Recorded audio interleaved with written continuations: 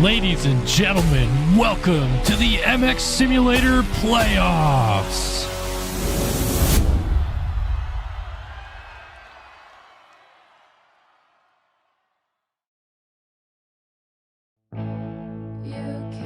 Riding for Panini Motorsports, the 250 motocross champion and number one seed in the 250 class, number 15, Seth Carr.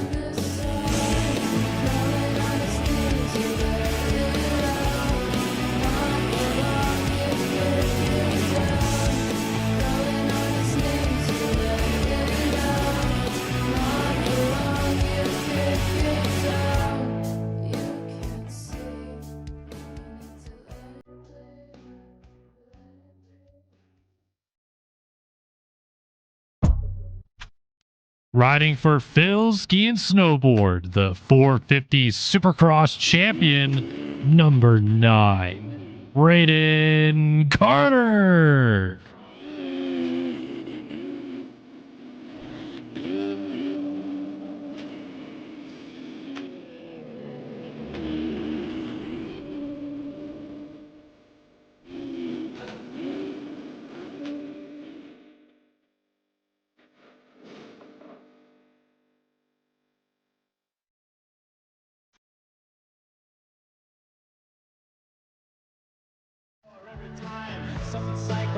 Riding for District Design, the number one seed in the 450 class, number 24, Colby Eaglin.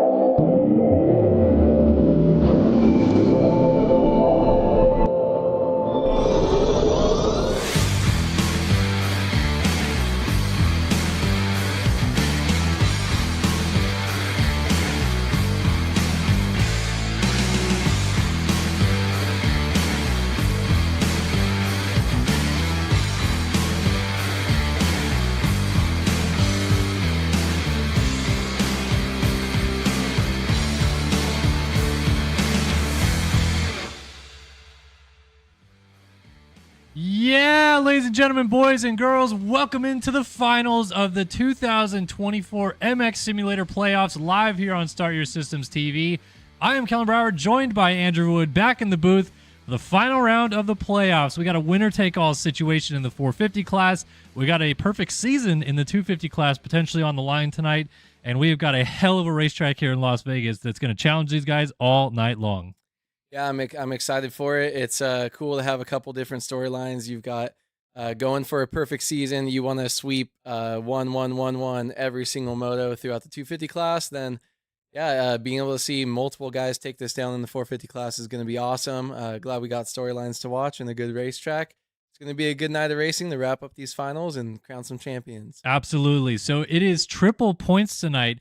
So basically, whoever wins leaves here with 75 points as opposed to the normal 25, which is why we have a winner-take-all situation still available in the 450 class. Even fourth place, Braden Carter, has a bit of an outside shot at still taking this thing home tonight. But before we jump into our championship situations, let's talk about qualifying and what just happened there. We'll take a look at our 450 qualifying standings after an hour for these guys. Braden Carter is fastest so far to 135.976. This is qualifying now done too, so that is the P1 in quali right there. Carter, Sullivan, Hubbard, Shirley, all the names that we expect to see up there. And look, our championship leader, Colby Eaglin, 6th. He's the worst of the front runners.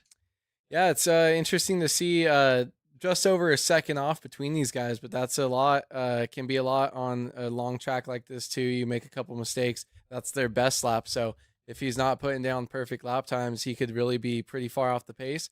Going to be interesting to see kind of where these guys start. We're going to be focusing on those three, hyper focus on those three, but Eaglin's going to need to step up when the races come around. And remember, we're going to see an LCQ here in just a moment. Here's all the guys headed to the LCQ. No Noah Bindis this week, so he is out, and that spot will be filled by somebody else. But Caden Speck, Tom Quinault, all these guys going back to the last chance qualifier. We've seen them before.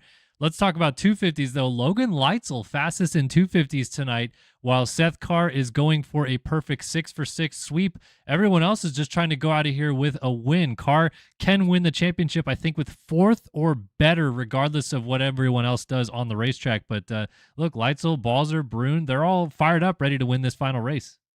Yeah, and Balzer, I mean, he's a champion in Supercross, so he's definitely someone you need to watch out for if you're Seth Carr. It doesn't really get you anything better if you're still going to win the series.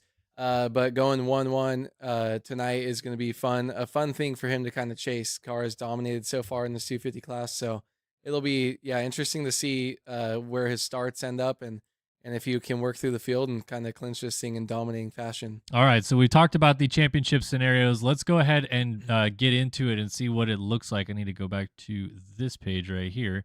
And we're going to look at our standings. There we go. All right, so Seth Carr up 29 points on Hayden Stevenson, Evan Holt, Rasmus Balzer.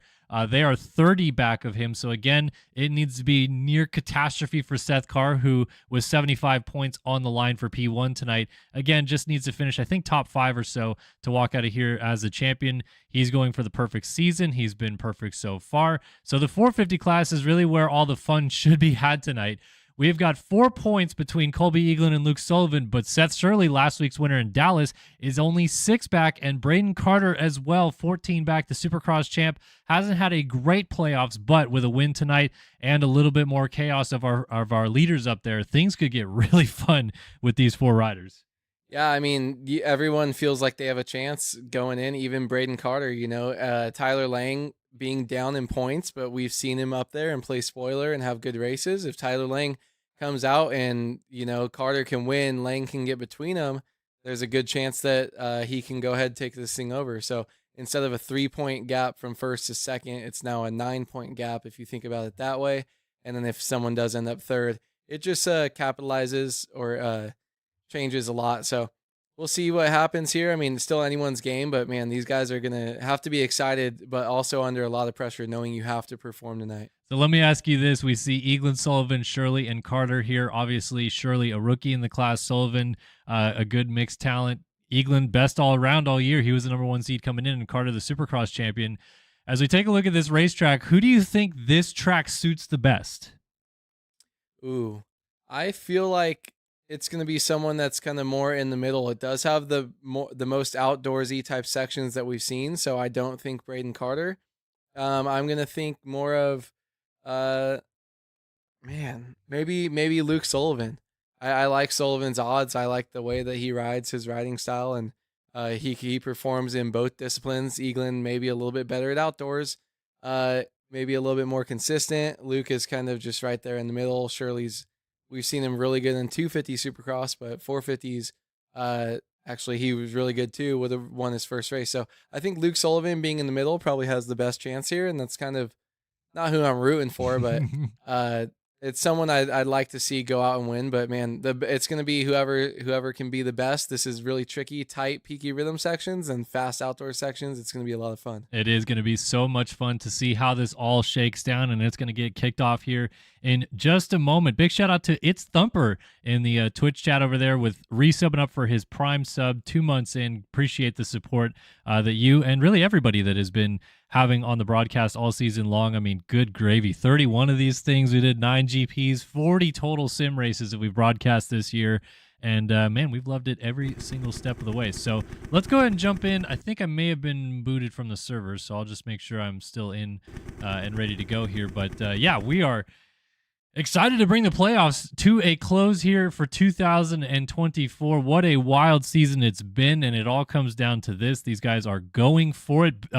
Talked to, obviously, the series creator, founder of MXS Battlegrounds, Jacob Hubbard, over the weekend. These guys get these really cool, massive, plaques that they get to walk away with if they win here tonight. So people always ask, what are they racing for? What's the point? But I think that's kind of cool. If you win an MX Simulator Championship, these guys get to, add a trophy to the mantle, if you will. Yeah, I mean, it's really cool. I wish, we could do that for every single race and give people, something, whether it's a medal or anything to kind of hold on to, because someone like myself, you get one race when you're holding on to that forever, but there's nothing physical I can actually be like, hey, look at this. I know Zach Dupuis, I was just talking to back in 2009 or 10, he was talking about winning a reflex thing and they sent him like a little number one plate or a plaque. Yep. And this was before MXOT and stuff. All those tournaments kind of blew up. And it's fun that you can still have that and look back and on in 10, 15 years and be like, oh, look, I did something that was really cool. So these guys, yeah, it'll be fun the first year we've done this, and hopefully keep this going for Supercross and motocross as well. Absolutely. Well, before we race here tonight, we have got to go last chance qualifier race, and these guys are going 5 minutes plus a lap. First race of the night is off and running here. It's the LCQ in Las Vegas, 250s. Two riders going through. Everyone's pushing out wide. Which side's going to get the whole shot? It is Jax Lindsay on the Providence KTM who fires through the middle to get out front. Emmett Sund right behind him on the Underground RC Honda. Jace Williams up here. We also got Rogan McIntosh off to a rough start as well. So these guys trying to make it through this rhythm section. Very tricky. And 2 leaders getting away. This is going to be good for them to get a little bit of a gap established right away. Yeah, Jax Lindsay with that great start. I like the split starts, a little bit of carnage here from these LCQ guys. Hopefully we see it a little bit cleaner once we get to the actual motos here tonight. But there's definitely some carnage that can be had there with having to brake and turn over a roller over the wall. But and look at how feisty Jax Lindsay's looking, comfortable out front and trying to pull a gap away. These two probably want to stick together and just get away from the field to where they don't have to worry about anything going on behind them. Yeah, I mean, we've already seen already these last chance qualifiers can be real feisty when you take it from 4 that could go through to just 2. And with that bubble spot right now going to Emmett Sund on the Underground RC Honda, he is going to be shaking in his boots. Jace Williams trying to close up. There is McIntosh. Wyatt Grant will now getting cut off across the finish line jump. And we're starting to see this track come into shape a little bit early on in the evening, how these guys are going to attack this racetrack. Because, look, we've already seen it in real life over the weekend, but MX Sim tends to give us a little bit different brand of racing than what we see in real life. And it's going to be kind of fun to see how this track develops for these guys. Yeah, and these guys, sorry, a lot more inconsistent in the game than, real life riders who are probably not hoping not to go down at all. A lot of these guys will have multiple crashes throughout the night. So you'll see how it works as far as the track being difficult. Look at this. Jace Williams going outside was going to get past. Rogan dove up the inside, goes down on the berm. Now Jace falls going over the berm. There's a 10-car pile up here basically, and Christopher McPherson makes it through clean, and Rogan McIntosh only loses 1 spot, but a lot of time for all these guys. Yeah, so only one guy, Will, now got through that chaos, and it allowed our leaders a big gap to even extend from that lead duo that they had already gotten away. So Emmett Sund, Jax Lindsay, they are feeling pretty good about this out front. Like you said, just to get a gap established and maybe have some breathing room. I feel like if you're Emmett Sund, you don't have to worry too much about focusing forward anymore. You can just kind of ride your own race, not worry about the race leader, and settle in, do your laps, and maybe click this thing home. And another thing about this too, longer lap time on this racetrack. I'm kind of interested to see if these guys are going to go a little bit longer than we normally see for last chance qualifier. You know, LCQs, we normally get in about 6-7 minutes of total race time, but if these guys come across just short of 5 minutes, they're going to do 2 whole laps beyond that. We might end up having like a 9-minute LCQ here in this 250 division. So a little bit of extra track time for these guys to sort it out. And right now, Emmett Sund feeling good behind Jax Lindsay out front. Whoa. Yeah, a little slide out there from Jax. I actually think, so we have 45 seconds till 4 minutes? No, 5. 5 minutes. Oh, damn. So they probably are going to be coming across the finish line just before the time expires. And yeah, it might be a pretty long race for these guys, just where it ends up working out with the speed. Look at Jax going for this triple in there. Saw him going for it, a little bit of wheel spin there, unable to make it happen, but still keeps it on 2 and stays out front. Emmett Sund, man, these guys have got to feel really good when you get a good start in the LCQ. Year 2 just riding together, and there's been drama and people crashing behind them. They pretty much, it helps the nerves go away, and it's kind of nice to be able to ride close to someone and have something to push for. Jax Lindsay with a small mistake there. Emmett kind of pulls back too, doesn't want to get into it with him. They're just trying to ride it safe and bring this thing home. I'll tell you what, man, we got a rip and battle on screen right now in this 250 LCQ, but just outside my window, we got a hell of a super mini race going on in the streets of my neighborhood. I don't know what's going on, but we got some kids ripping through the hood right now as Emmett's son to the outside tries to take over the lead. Oh, they get together. Whoa! They did not need to do that at all, but Emmett's son and Jax Lindsay collect one another and both go down. Fortunately, they had a huge gap, and Sean Merwin's not going to get there, but that was surprising out of Jax Lindsay forcing the issue right there. Yeah, it's really weird too. Not only forced the issue a little bit where they didn't have to, and that's going to bring in some drama and some more nerves, but they kind of got stuck inside of each other, and that was just really not something you're used to seeing. That kind of made that crash a little bit worse than I feel like it ended up needing to be, but still holding on to the spot. But Sean Merwin, you know, maybe you see that time go down, who's back in third, and feel like you have a little bit more of a chance to get up there if those guys are doing stuff like that, making mistakes. Yeah, and they came across too. No white flag yet, so 2 laps to go as these guys go, and it's fun, or it's going to be fun to see what parts of the track kind of lend themselves to passing. I do feel like a lot of this stuff right here can be pretty one line, but we honestly haven't been able to see too much of it early on in this 250 LCQ so far tonight. Yeah, not a whole lot of passing so far, like you said, but that was pretty cool. Sick. Greasing that triple to the inside. Maybe Jax Lindsay can run down Emmett's son, and I wonder if there's like a little bad blood there now with that contact, and these two might screw each other out of a transfer spot. Sean Merwin is hoping there is some bad blood in there. And then DD for Phil's Dylan Delaire, that would be. I always go to D Davis when I see DD, but Dylan Delaire back there. Christopher McPherson for Takatoji also in the mix. And then Rogan McIntosh. I don't know why I don't have his skins. I've had the Nexus skins all along. There's Brett Powers, Donut MX out here, Cole Betts for the Phil Ski and Snowboard team. Timmy Briscoe lays it down. Wyatt Grant also back here. So not sure what happened. Wyatt Grant was a force to be reckoned with in GPs not that long ago, and he is starting to fall apart a little bit indoors. So Jax Lindsay's back in the lead, and Emmett's son has slipped into the clutches of Sean Merwin. Merwin to the outside tries to force the issue to that inside rut, and Emmett's son says, no thank you, good sir. So white flag coming out this time by, and suddenly we got a battle for this final transfer spot.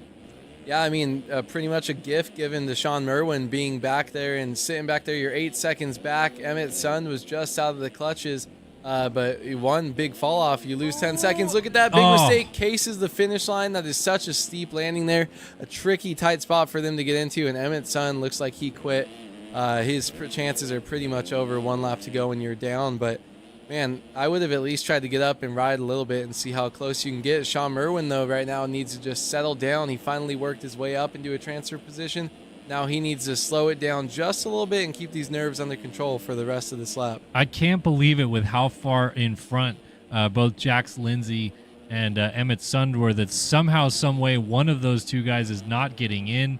Emmett's son down after the finish line jump there. That was unbelievable how much that turned in a heartbeat. But now Sean Merwin finds his way into a transfer spot, and unless things go really bad, Dylan Delaire, Rogan McIntosh, Christopher McPherson all sitting back here hoping against hope at this point that something is going to happen to Sean Merwin. But I think it looks like he's pretty comfortable in this position, probably going to just bring this thing home. Well, the double looks a little tricky, a little short right there. That double was a massive IRL, and kudos to the MXS Battlegrounds crew for building this track very much to spec. That double is still quite a huck, especially on a 250. So here is Jax Lindsay, our race leader. Got into it with Emmett's son halfway through this, but was able to retake the lead last time through when Son crashed it away, and he's on his way to winning this last chance qualifier. He is going to stamp his ticket into the finale and make it into the motos right here, right now. Jax Lindsay comes on down and wins the last chance qualifier here in Las Vegas. He's going through. Sean Merwin up and over the double jump to the finish line is also joining him in the main motos. So it is Jax Lindsay and Sean Merwin, Rogan McIntosh, Christopher McPherson, Cole Betts, Brett Powers, Timmy Briscoe, Kyler Hockey, Gatlin Morrow, Wyatt Grant, Dylan Delaire out of this one, Jacob Arnbrister also out, Jared Gummison, Emmett's son, Jace Williams, Will Now, Harrison Gafford, myself and warm-up. We're all heading to the Glizzy stand now. We are done for the evening. And Jax Lindsay, he's going through the motos. Yeah, Jax a really good start. He's got, I think Sean and Jax both have something to kind of hang their hat on from that race. Jax with a good start and a really good race, besides that one big mistake when him and Emmett's son got into it. And then Sean Merwin worked his way up from a bad start and was able to ride smooth, clean, fast laps and get yourself up into a transfer position. Just needed one of those guys to go down. But other than a bad start, or maybe an early crash that set him back, I don't really think there's too much that he's got to be unhappy about. So I think both these guys are going to be looking back to what happened at Charlotte and Tom Cano and a couple of those guys having really good rides after making it through the LCQ. Just because you're in there, you got to take a look at how good your ride was to get in. And all you are is one decent start away from going out there and getting inside the top 5 or top 10 in the motos. Yeah, and we'll look, honestly, even going through the LCQ, because of this split start, you only have to out-jump 11 or 10 other riders, really, because there's 11 on either side of the gate. But I actually heard that this weekend. All the 250 LCQ guys were saying, why do we even race in LCQ, yada, yada, this. But look, I mean, if you got won the LCQ, you got 13th gate pick this weekend. So even 21st gate pick, you're not even that far outside or inside or whatever you want to say on either side of the gate. So yeah, maybe Sean Merwin, Jax Lindsay, they get out front and mix it up with the boys. We will have to see how things go for them. Otherwise, for these guys, their season's done. This is where it comes to a close for a lot of our guys that don't make it out of the LCQ. It's been a long season for a lot of these guys. But yeah, tough break for McIntosh and some others not going through anymore. Yeah, last race for a couple of these guys. We got a couple months off until January. A lot of them will maybe not play the game as much, take some time off, especially if they've been racing the whole time. It can get just feel like a grind. You're not working out and doing all that stuff like real life, but man, it is nice when the season's over and you can just kind of take a break from doing this and play some other games in your free time and have some fun. But there's definitely some people, that you mentioned that they feel like they should be in. Maybe the seating wasn't there, so they've had to try to qualify through the LCQ every time. And it's just a bummer when you have to go to a toss-up like that and pray for one really good race like that. So bummer for those guys missing out. But 450, are we going to have an LCQ in the 450 as well? Yeah, we have LCQs every week here, man. All right, well, I don't know, man. Maybe. We get to see who the Jerry Robin of the 450 LCQ is out here in MX Simulator. J-Rob, 2 for 3 in LCQ wins and 5 for 6 in making it into the motos. We love our guy Jerry over there, crushing it all season long. And cool to see him win again this weekend in Vegas. How did he go 5 for 6? Because he didn't make it in out of the LCQ at Dallas, but he got it in as an alternate in the second moto.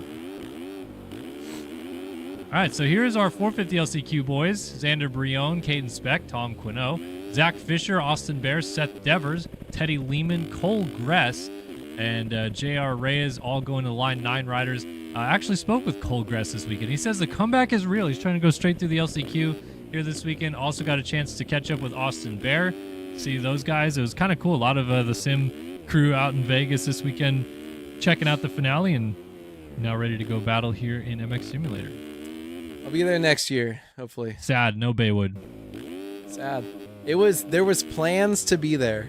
I got new job and thrown on to a Saturday night. I wasn't planning on working. I had a free hotel offer. Would have been raging, partying, meeting all the sim guys. Yeah, I feel like honestly, when you go to races and you and I are both at races, I see you less. You're just out there just giving it when you go to the races, man. I feel like a lot of times it's the only time I see people all year. And it depends on what I'm doing. Am I mingling? Or sometimes I'll go to one race, A1, and I'm sitting around mingling or whatever and then seeing everyone. That was sick. And then sometimes the next round I'm with, family or friend or something, and it's like feels like you got to babysit. So I don't know, man. Just got to give me a media pass and I'll walk around and work with you all day. Well, we'll get there when it's time. All right, here we go. Time for the last chance qualifier of 2024. Sad, honestly. We love these races so much, and we've had, we've done 31 of these, so we've had 62 last chance qualifiers this year, plus 11 consies, and it all comes down to this for these boys. No more racing for a lot of these guys after right now. 2 go through, 9 are on the gate. Let's go racing here in the playoffs. We are off and running.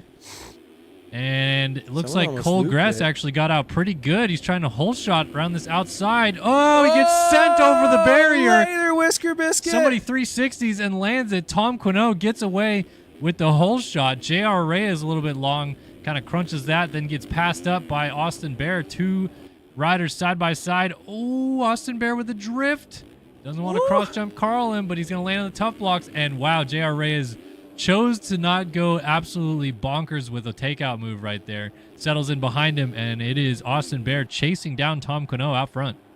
Yeah, man, what a crazy start from those guys. Imagine being on the left side of that start or the right side initially and then getting someone punted over that wall into you after a good start. But I feel like it's at least everyone's kind of, or was down. At least maybe they can feel like they'll have a chance if anything happens. Look at that small mistake by Quinault out front, and Bear going to try to make the pass, switching up a little bit different line here, and I think we're going to see that more from the 450 class as well.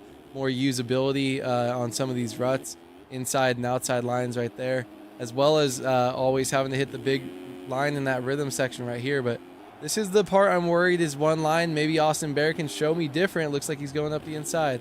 This battle for the lead is intense, and Bear gets into his rear tire and goes down. They had just established a gap. Now Bear's a sitting duck. He's going to get up just as these guys jump into frame, and a lot of chaos. Bear's getting turned around. Nice little U-turn right there, and my goodness, look at this chaos now. We got JR Reyes, Cole Gress, Teddy Lehman, Xander Brion, Austin Bear, Seth Devers, all basically lined up, ready to duke it out for second. And in fact, we got to change. JR Reyes round the outside of Cole Gress makes that pass. So while Quinault gets away out front, we got 4, 5, 6 guys going at it for the final transfer spot. Yeah, look at that triple over, a triple double to the inside, almost lands canarded on himself. Lands There's two guys him. down. Yeah, landed on him, gets pushed over, Xander Brion. So these guys all back and forth, but this is outside of transfers for the most part. You're just trying to work your way up and get there, man. Teddy Lehman, though, he's the now in second, just ahead of everyone. So everyone else that's kind of going into each other, or they feel like they get close, then someone's down like that. This track is very skinny watching you ride it, Kellen. Oh, Austin Bear legs off there. Xander Brion quads into the corner there and goes down as well. So Cole Gress, who's that jumping into our frame right there? Cole Gress goes by. We got Caden Speck working his way in. Moving up by all these guys, Seth Devers went through. He's now, into third. Teddy Lehman still in second place up there. So we got some chaos going on in the background, and Lehman's just trying to hold on to this second position. Quinault, this is best case scenario if you're Tom Quinault. You just let everybody else crash behind you, and then suddenly you got a huge lead.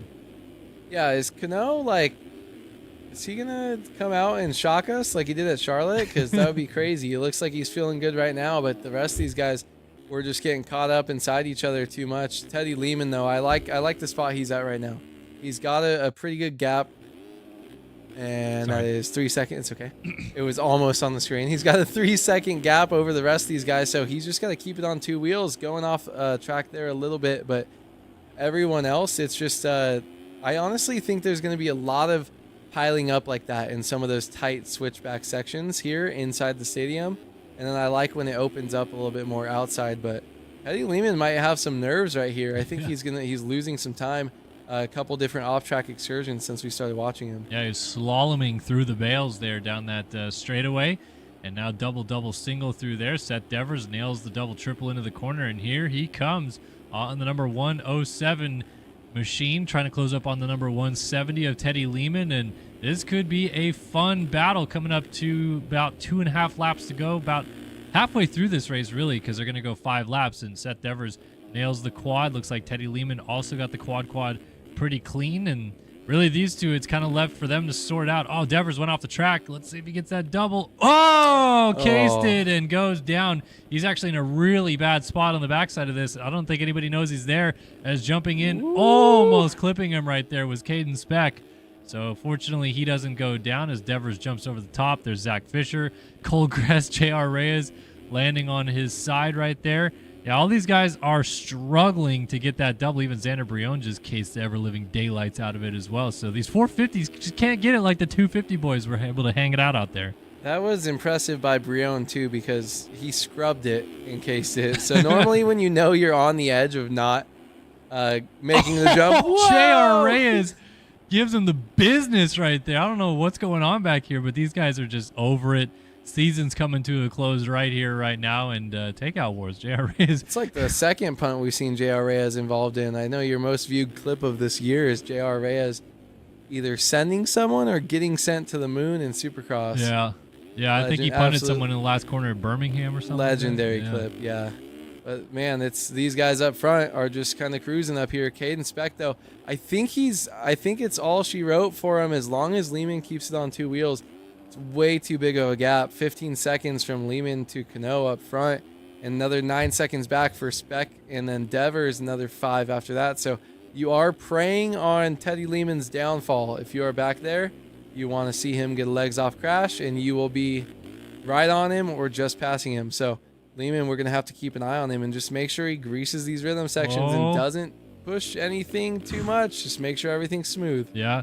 I was actually surprised he went quad right there because, like he's just talked about, he's just got to be careful and not do something stupid, and he should be good to go, but able to get the quad to the outside off the track and still on his way. Tom Quino about to check in and grab the white flag out front. He is kind of in a world of his own in this race.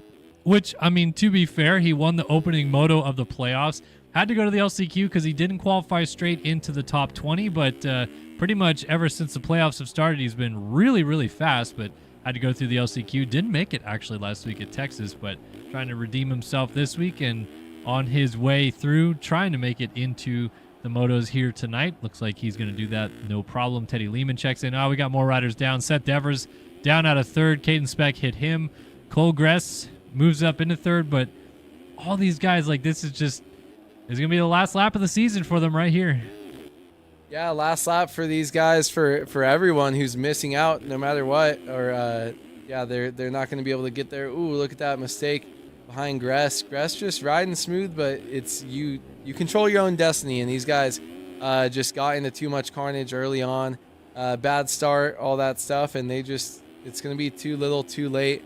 Even if you ride it smooth all the way. Cole Gress was all the way back in 9th, so good to see him making his way back up. But yeah, not when you tell us that you're gonna get in and you're gonna work hard. It's not nice to see you down in last and these two going into each other again. And this is pretty much over for these guys, I'm pretty sure, unless we see crazy downfall from Lehman. These guys are just having fun trying to take each other out. Yep, just enjoying the final lap of their season, as is this man of the final lap of the last chance qualifier, Tom Quino. Yes, he is an EU guy out of France, so we did not see him much in the NA series this year, but he is going to show his way into the main motos once again. Tom Quino wins the last chance qualifier, the last one of the year here in Las Vegas. Nice little transfer greased off the track, as Teddy Lehman looks like he is going to stamp his ticket through as well. Still got a pretty big gap to Cole Gress. He's just got to bring it home. Up and over the double and down. Teddy Lehman goes through to the motos here to cap off our last chance qualifiers. Cole Gress going to miss out. Seth Devers, Caden Speck, Xander Brion out of this one. Austin Bear looks like he and Zach Fisher are just going to bring up caboose, as J.R. Reyes has already called it a moto as well. So these guys just, look, you know what? You pay the toll to rock and roll and go out there and race for the final time in 2024. So might as well just enjoy it if you're Zach Fisher, huh? Yeah, I mean, he looks like he's having fun throwing whips through the rhythm section over that quad. And, yeah, pretty far behind the rest of these guys. But just kind of cruising to the finish with style. Having some fun, take some time off. He is borking right now. Absolutely borking. Maybe if he was barking, he would have made the motos. But just borking it. Yeah, I heard that's one of your favorite things to do. Just borking it, yeah. Just bork it. We do like borking around here. Not quite Sean Borkenhagen, but do like borking. You could bork me. Okay. Zach Fisher, though, is going to stamp his season-ending ticket right here. He's going to go to the Glizzy stand and hang out in the grandstands for the rest of the night as he joins Austin Bear, Caden Speck, Seth Devers, all missing out, as did Cole Gress. Just missed out. He told me he was going to make it, but he just missed. Teddy Lehman and Tom Quino confirmed are going through to the motos, and it's about time to go. Are we gonna hang out with all these guys at the Glizzy station? Because honestly, we are Glizzy gobblers. We are Glizzy gobblers. We just throated. I just throated two Glizzies downstairs. All right, that is. And came straight up here. Oh, okay, man. We are gonna be on too many SMX Come videos after this one. I'll tell you that much. So I told him he's just gonna do a full year compilation and just get us going. Because. All right. Whoa. Oh, we are homologated. They've got to fix that, so we're gonna We're going to get back into that in just a moment. They're going to make sure that the homologation works. But hey, before we do that, we want to give a shout out to one of our new sponsors, ShopFreddy.com. Upgrade your MX Simulator experience with ShopFreddy.com. We offer high-quality replica gear sets that make you look professional. Visit ShopFreddy.com today to get their latest premium MX Simulator gear. Hey, Wood, are you going to be on a team next year by chance? I was on the SYS this year, but didn't really ride or race, so I might have to go to shopfreddy.com and get myself a fresh setup if I'm going to go privateer kit. I know. Are you going privateer? You joining B-Lars with whatever he's doing? SYS? I don't know. Either way. I think I'm going privateer, and Shop Freddy's probably got what I need. They do, absolutely. And they're going to bring us the keys to the race tonight. First moto of the evening, 250 Moto 1 going to the gate right now. Brought to you by shopfreddy.com. What do you got for us? What is it going to take for our guy Seth Carr to keep his perfect season alive here in Moto 1? So I've been thinking about this, and both of my moto kind of things, keys to the race, are for Seth Carr tonight. This one is you're not down to your final moto, so my key for Seth Carr today is going to be just get a good start. And it sucks and it sounds cliche, but you can't go undefeated through the SMX if you don't win Moto 5, the penultimate moto before the final one. So I honestly think he's just got to get out to a good start and not have to worry about those guys and just cruise his way through. And then I got a different one for him in Moto 2 if he can pull through and keep this winning streak going. So that's my shopfreddy.com key to the race for Seth Carr. All right. Thanks so much, shopfreddy.com, coming on board. And now it's time to move into our Design Lab Co. whole shot picks. The designlabco.com bringing us the whole shot award all season long. Who you got in this one? We've got some good names. Max Wilczek, Rasmus Balzer, Sean Merwin, Evan Vanderkoy. He gets good starts. Jax Lindsay, Hollenbeck, Partolo, Cepeda, Chelsea, Snyder, Stevenson, Horn, Brun, Carr, Leitzel, our fastest qualifier. Tyler Show, Race Cobble, Colin Holden, Jeff Cooper, Ben Nerona. What you got, Awood? I feel like after doing that key to the race right there for Seth Carr, I have to pick him because I believe in him and what he's. I believe in his ability to do this and go undefeated throughout SMX playoffs. Unlike Danger Boy Deegan, came up a little bit short. Weird. Yeah, short in my heart as well.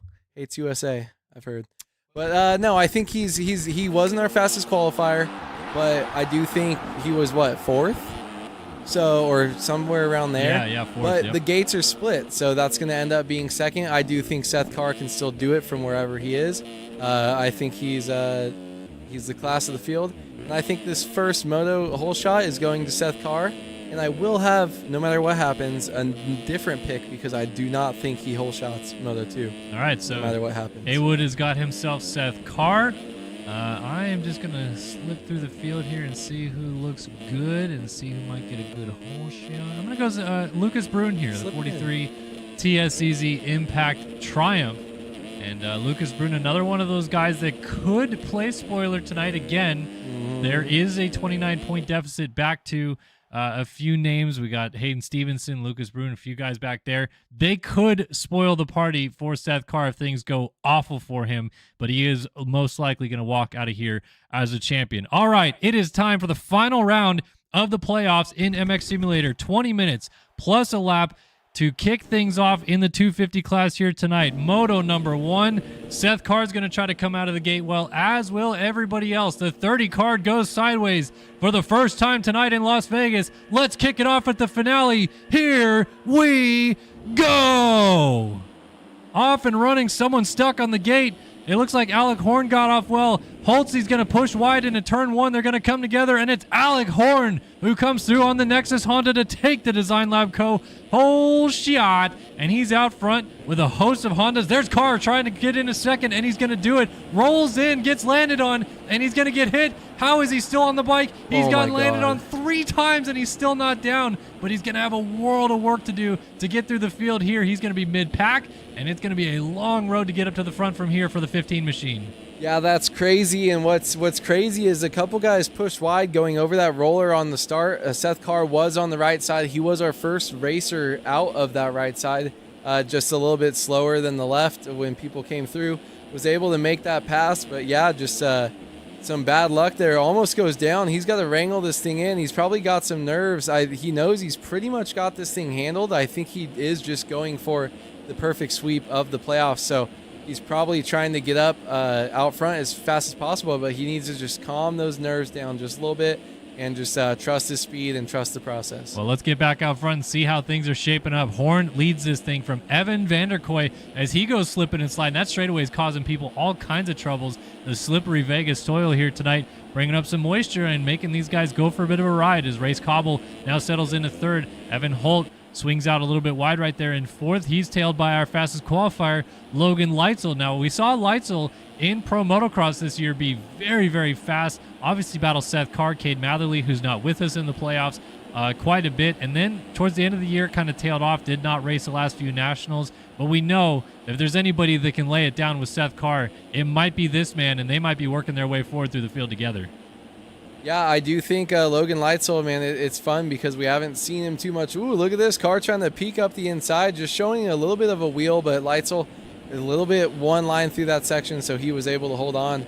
But I do think these two will move through the field together with just the speed that they have. They just really have to avoid people going down and crashes. Look at that Carr quadding behind him. Ooh, jumping off track here. Leitzel fails to make it. Seth Carr jumps off the side but keeps it on two wheels.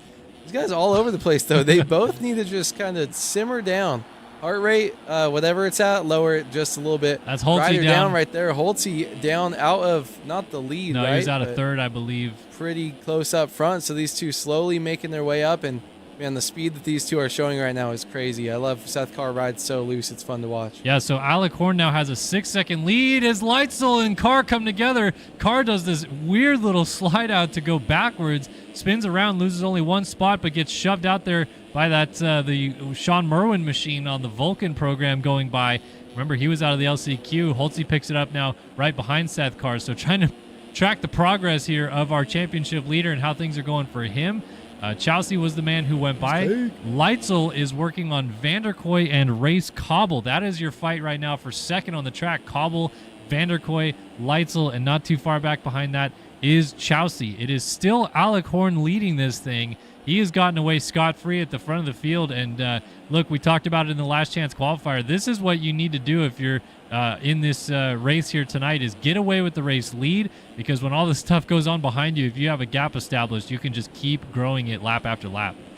Yeah, I mean, if you're Alec Horn right now and you're feeling comfortable on this and you are kind of close to points, Seth Carr does need to finish like fourth or better, I think, depending on who it is tonight to be able to keep this thing going, even just to take home the title.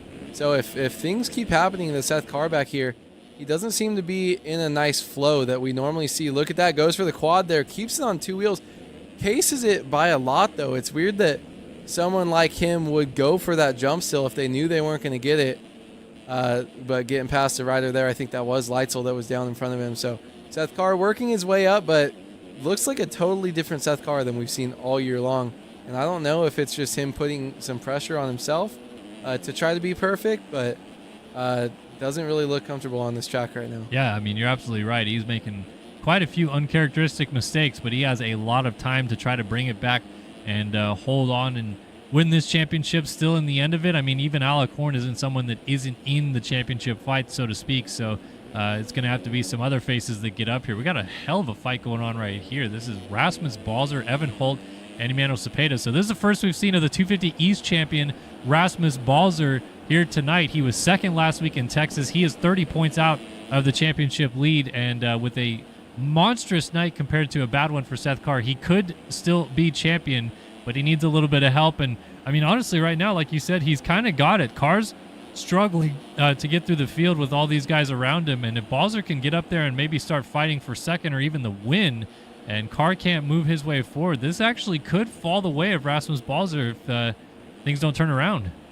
Yeah, he is one of the guys that is close in points, and you gotta just every man that is close in points needs to take this into their own hands and try to make something happen. And look at that, 2 more spots. That's Merwin down with Chelsea right there. Cheesecake Chelsea out of a podium position. So that's going to allow a lot of guys to go through, and that's a pretty tight gap back there. But back looking at Balzer right now, Balzer's in third, so just focusing his way up and trying to control his own destiny here. 13 seconds though out to the lead, but just a couple more seconds. You see peeking onto the screen is our second place racer, Evan Vanderkoy. So trying to just work his way up, and these guys, I think everyone will go down. This is a very tricky track.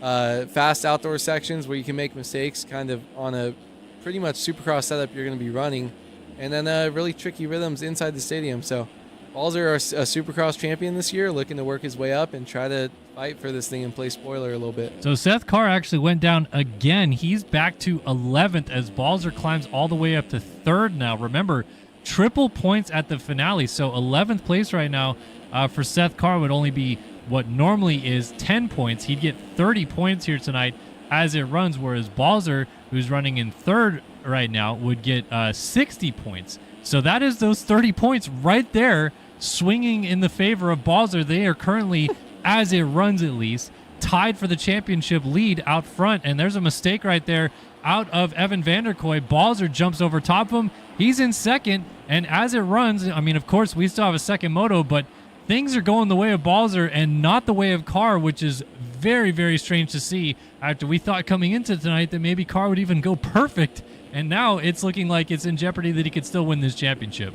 Yeah, I mean, triple points changes everything, especially if Balzer can work his way up to the lead. He is still 12 seconds back off Alec Horn, who looks great up front, but if you're Seth Carr and you end up getting 10th, it's huge. It is only single points back there, so every position that he gets, obviously we're going to combine the two races, but is 3 points pretty much back there. But the one that Balzer just made a pass for, right Evan Holt sliding down in 3rd, yeah, is the one he just made a pass for is 6 points, and then if he gets in the lead, that's a 9-point swing. So he's really changing things for him and giving himself the opportunity. So yeah, one bad finish. If he gets 11th, I think that Seth Carr, something down there. Ooh, Balzer slides out and goes down off the bike. He's got to go like 11-1 though. You can't afford to have 2 bad motos. He's got to work his way up and go perfect. But Balzer down now, losing 2 more spots all the way back to 4th. Yeah, that's not going to help him in his case at all, as Carr's now actually climbed back into 8th. So Balzer is even in danger of slipping back into the clutches of those guys. Look at this gentleman out front, 19-second lead for Alec Horn. He has just taken off and run with this thing, kind of setting us up for if somebody hole shots, they might just run away with this thing in the 450 class as well, kind of proving that clean racetrack matters a lot, is minimizing his mistakes and just pulling away. Vanderkoy now in the 2nd, Chelsea 3rd, Balzer 4th. There's Merwin. Brune, another one of our championship hopefuls. He is also 30 points back of Seth Carr, but he's ahead of him on the racetrack, crucially, as it runs right now. There's Race Cobble, Logan Leitzel, Evan Holt. Stevenson, who's 2nd in the championship, 29 back, is still ahead of Seth Carr, and Carr has slipped all the way back to 13th place. This is a disaster right now for our 250 motocross champion, our championship leader. Huge championship lead, but it is all but nothing as it runs, as he makes a nice pass right there on Jeff Cooper. But boy, oh boy, what is going on here with the number 15 machine tonight? Yeah, I don't know. I want to stay on him right now. We just saw him make a pass. Look at the speed he has. He is absolutely flying, but does he go for this quad again, and does he get it? He frames it again, the same exact spot. We saw him go down a couple laps ago, not off the bike, but he keeps attempting this quad that he knows or he doesn't have the speed for, and he doesn't know how to judge it, and he's getting spots back and then losing it. He's riding his normal, very fast, very loose self and making moves right here, but I think he's just riding a little bit over his head, and now I think it's actually getting worse. The way that he's slamming into these ruts without flowing smoothly through them, I think we got another crash coming up here. Yeah, I don't know what is in his mind right now and why he thinks he needs to ride like this, because the massive championship lead has got to help his case so much more than he really believes. But at the moment, he is really struggling to make some of these passes right now as he works on the rear fender here of Emmanuel Cepeda. Cepeda goes down in front of him and lays it down. So that's another spot for Seth Carr. He's back into 11th. Balzer's still 4th. Lucas Brune 6th. Hayden Stevenson is just ahead of Carr here. Actually, Stevenson, he just made a nice pass there on Holtze to move up into 9th. This car still dealing with Jeff Cooper in P11, so he's trying to march his way forward.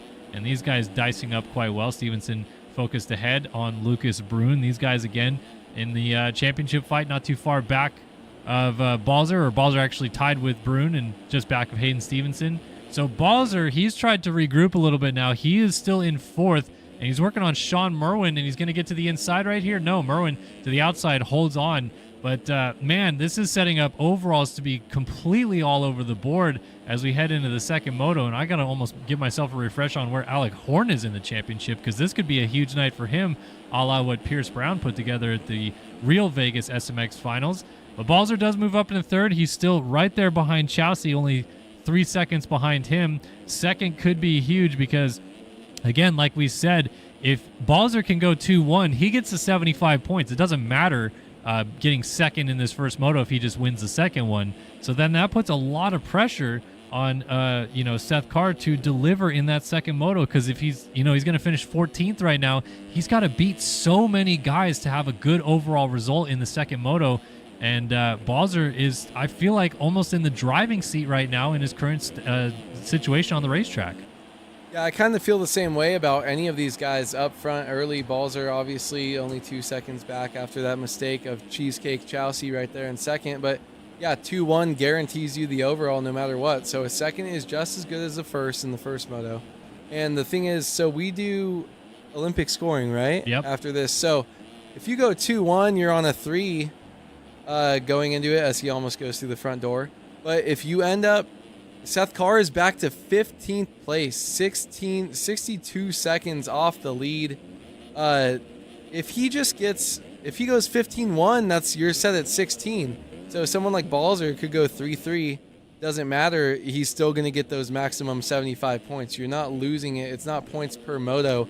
It's those points dished out to the whole allotment. So, yeah, honestly, it's really about consistency up front here. Balzer is in the driver's seat. And right now, I'm rubbing my hands together. If I'm anyone up there, was that a pass for the lead? Was that right or down? No, that was. Oh, it was a pass for second. Sorry, we totally missed Chelsea going down out of P2. Did not see him, but good gravy. Sean Merwin just went down. Chelsea just went down again. Yeah. So these guys are starting to struggle. That, of course, just helped Rasmus Balzer get back into second place. Leitzel's up there as well. Brune and Stevenson not moving through the field as well as they would like to for sure. But man, oh man, Seth Carr, 15th place. I think you're right. I think he's overriding this racetrack, and I don't know if it's the pressure of the championship or what, but something is going on with the 15 machine way, way, way back in P15 on the racetrack right now. We're going to see him. There he is going through our back section right now. So, I mean, look, even, goodness gracious, I don't know how he still made that rut, but like you said, 15th, 14th, let's say he even gets to 11th in this moto. There's so many guys. Yeah, like there's so many guys ahead of him. 5-6 beats that. A 5-6 does beat an 11-1. So if you're looking, you're a guy like Sean Merwin, 5th in this moto right now. Even if Seth Carr wins the second moto, you could just have another solid ride, beat him in points. And again, I think I got to do a little bit of the math right here. But if Balzer wins this 75 points, Seth Carr would have to be, I believe, 5th or better, because 6th is 15 points. Times 3 obviously is 45. That would be the 30-point split, but I believe tiebreaker is final race score. I don't know if it's moto wins or what have you. Maybe Luke Scheffler, who was in chat earlier, can tell us what the tiebreaker is officially. But yeah, I mean, if they tie, if Carr gets 6th overall and Balzer wins, they would tie, which is crazy given all these circumstances as they have come to us in the first place. I honestly don't. It doesn't look like Seth Carr can get 6th overall right now, and there's another crash. I'm going to go ahead and say it right now. I don't think Seth Carr wins the SMX playoffs. I think someone else is going to come out and make it happen. I think there's enough of these guys that can be consistently up here. Being in 15th is a game changer. If he was in 8th right now, I would say he'll go 8-1, and not that many people are going to be the 9. But if he goes 15-1, which I don't think he can come out and win second moto. I'm going to say that right now too. Just the way that he's riding, he feels. I don't wonder what's happening. I don't know, man. Yeah, unless he can't like not care because he cared for the first 2 rounds. Well, so he cared for all of nationals. He cared a lot for Supercross. Like he wanted to beat Balzer indoors, and it just didn't work.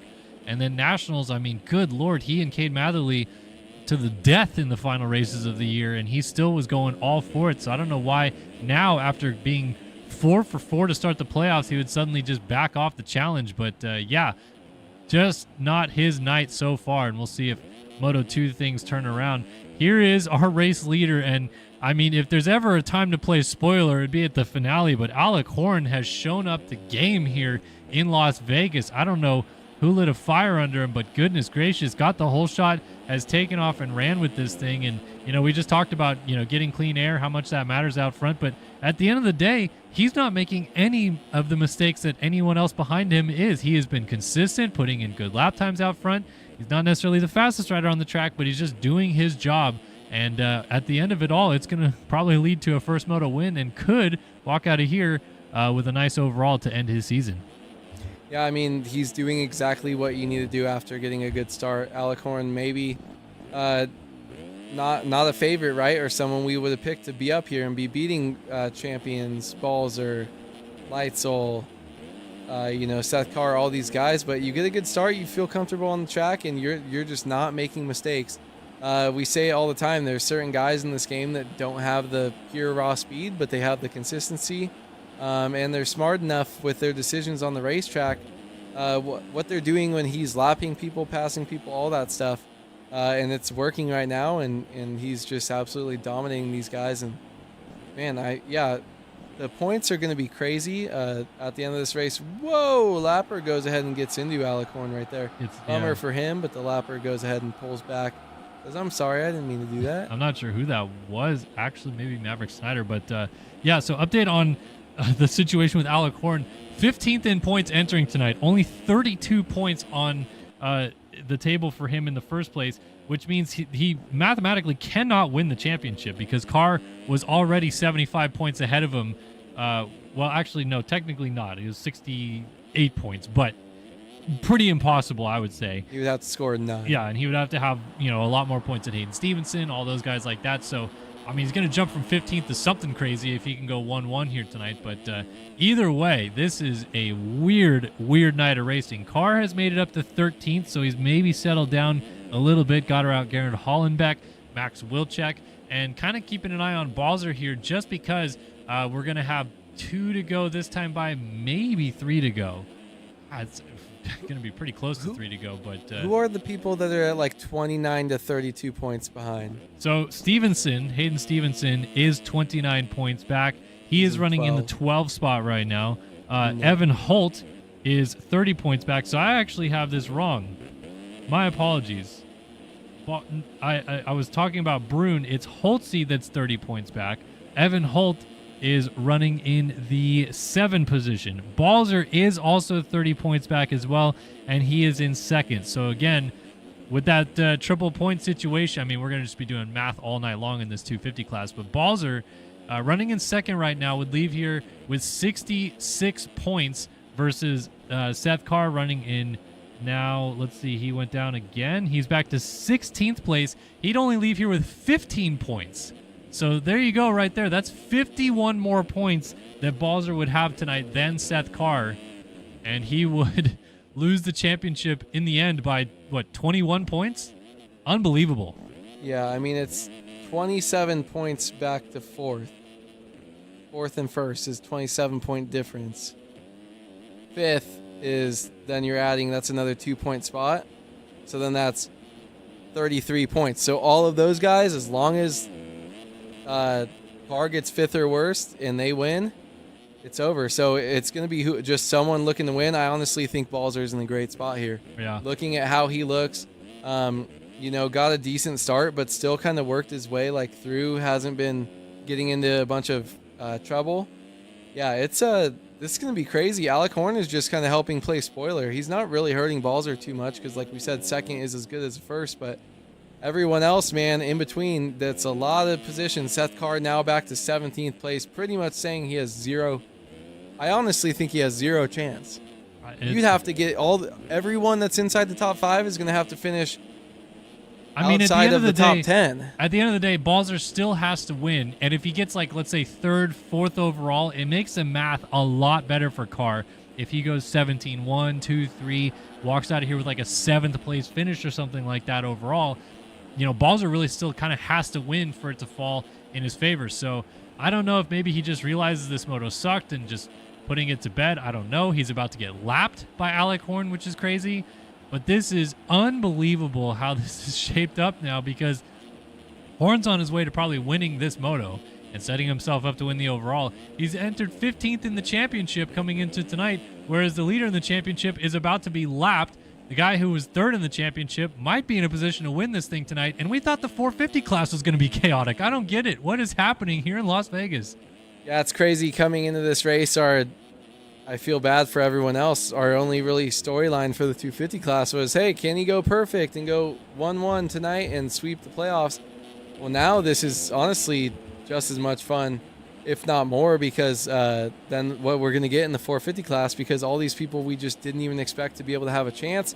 So it's new opportunities. These people are definitely seeing the door is open, and there's a chance. And if you got a shot, these guys are going to try to come and take it and finish good. Look at this, getting lapped right here on the white flag lap. We got a spoiler alert in Las Vegas. Alec Horn takes Moto 1 here in Las Vegas, and this man suddenly is going to be thrust into a position to win this championship heading into Moto 2. Rasmus Balzer was second right now, is in a great position to win this just out of nowhere. Unbelievably so. Sean Merwin, LCQ, to taking a podium in the first moto. This is the weirdest race I think we've seen all year long. Fastest qualifier, Logan Leitzel ends up fourth. Evan Holt, again, another name similar to Balzer that stands a shot. He was, remember, 30 points back. So, again, with how these overalls are scored, he could leave here with really good points tonight and maybe even still win this title. Lucas Brune, Reyes Cobble, Chelsea, Cepeda, Vanderkoy, Jeff Cooper. If anybody's blowing it along with Seth Carr, it's this man. 1 and 2 in the championship are going to end up 12th and 17th in this first moto is Hayden Stevenson, who entered 29 points back, walks away with P12 in moto number 1. Hollenbeck, Lindsay, Partolo, Wilczek, and then Carr still has to finish because he did cross the finish line in front of these guys, so now he just gets to suffer for one more lap. But I don't know. I'm speechless. This is crazy. I don't even know what to say either, Kellen. It's crazy. I don't think you're supposed to do that. Is that the only split lane? Those bales? Yeah, I guess. I don't know. So they said they're going to have to check on people for cutting that too. So did he just get a spot? Unofficial results. I thought he did. No, Wilczek already another finished. Lapper. Or is finishing, sorry. So, yeah, these guys, man, this is a kind of crazy turn of events coming into tonight. But Seth Carr, I don't know what happened. I'm a Seth Carr fan. I have no idea what happened tonight. This is crazy. I feel like I could have gone out there and beat him the way that he was riding. Yeah, that's not true, but that's crazy. And like, look, Braden Tharper's in chat right now saying, "Oh, he's just trolling. Just been playing Valorant." I mean, lap time wise, Seth Carr not only qualified 4th fastest here tonight, but he was right in the mix with some of the best laps in this moto. I think he ran a 140. He ran a 138.4. The fastest time in the moto was a 138.3. So I don't want to hear it about like, oh, he's trolling, hasn't been riding or whatever. Yeah. He's still got the speed. He's got the skill set. And honestly, he's got the mindset of a champion because he's won them. So he knows how to go out there and just settle down and run a good pace. I think he just totally blew it right there. Yeah, he showed up for 30 races. You don't just give up on the very last one like that. Even if you played other games, yeah, people who win races, this isn't all they do. Everyone else out there is playing other games and doing other stuff. Yeah. So I don't think that's a valid excuse for anyone. I think he choked. Wow. The bed. Well, that sets Lucas us up Bruin for hit, that sets us up for a hell of a first 450 moto, and our shopfreddy.com keys to the race are going to highlight us going into this one. Upgrade your MX Simulator experience with shopfreddy.com. We offer high-quality replica gear sets that make you look professional. Visit shopfreddy.com today. Get the latest premium MX gear, MX Simulator gear, that is. What do you got in this 450 class? 3 guys that going for it for the winner-take-all situation. Braden Carter outside shot at getting it done. We just saw Seth Carr kind of throw it away. Is it as simple as just make it through the first moto with a good score? Yeah, I was almost going to simplify it for a little bit more, and I'm going to say for these 450 guys, my Shop Freddy key to the race is going to be just get through the first lap. get to the finish line clean, because I think all three of these guys, they're veterans. They've done it before. They've won, races and championships. I think it's these three guys that are basically winner take all. You got to get through the start, because even though it's split, you come together, and we've seen some carnage happen. And then this first rhythm section also is a very big part. I think if any of these guys get through to the finish line inside the top 5, that's their goal. That's all they need to do. I think they can take it from there. All right, shopready.com bringing you the keys to the race here for 450 Moto number 1. And Design Lab Co. brings you the Whole Shot Award. We got a host of names going to the line. We know Jacob Hubbard can get off the gate well. What do you got for our Design Lab Co. Whole Shot, Andrew Wood? Oh, and the crowd goes wild. Beautiful. Shout out to the track crew on this track. You want him. I'm picking him if you don't. Why are they on Yamahas? Have you been here this week or what? Oh, weren't they on Hondas the whole time? No, they've been on Yamahas for all Just for playoffs. SMX? Yeah. That's lame. I told you I don't agree on this. You get one bike per season.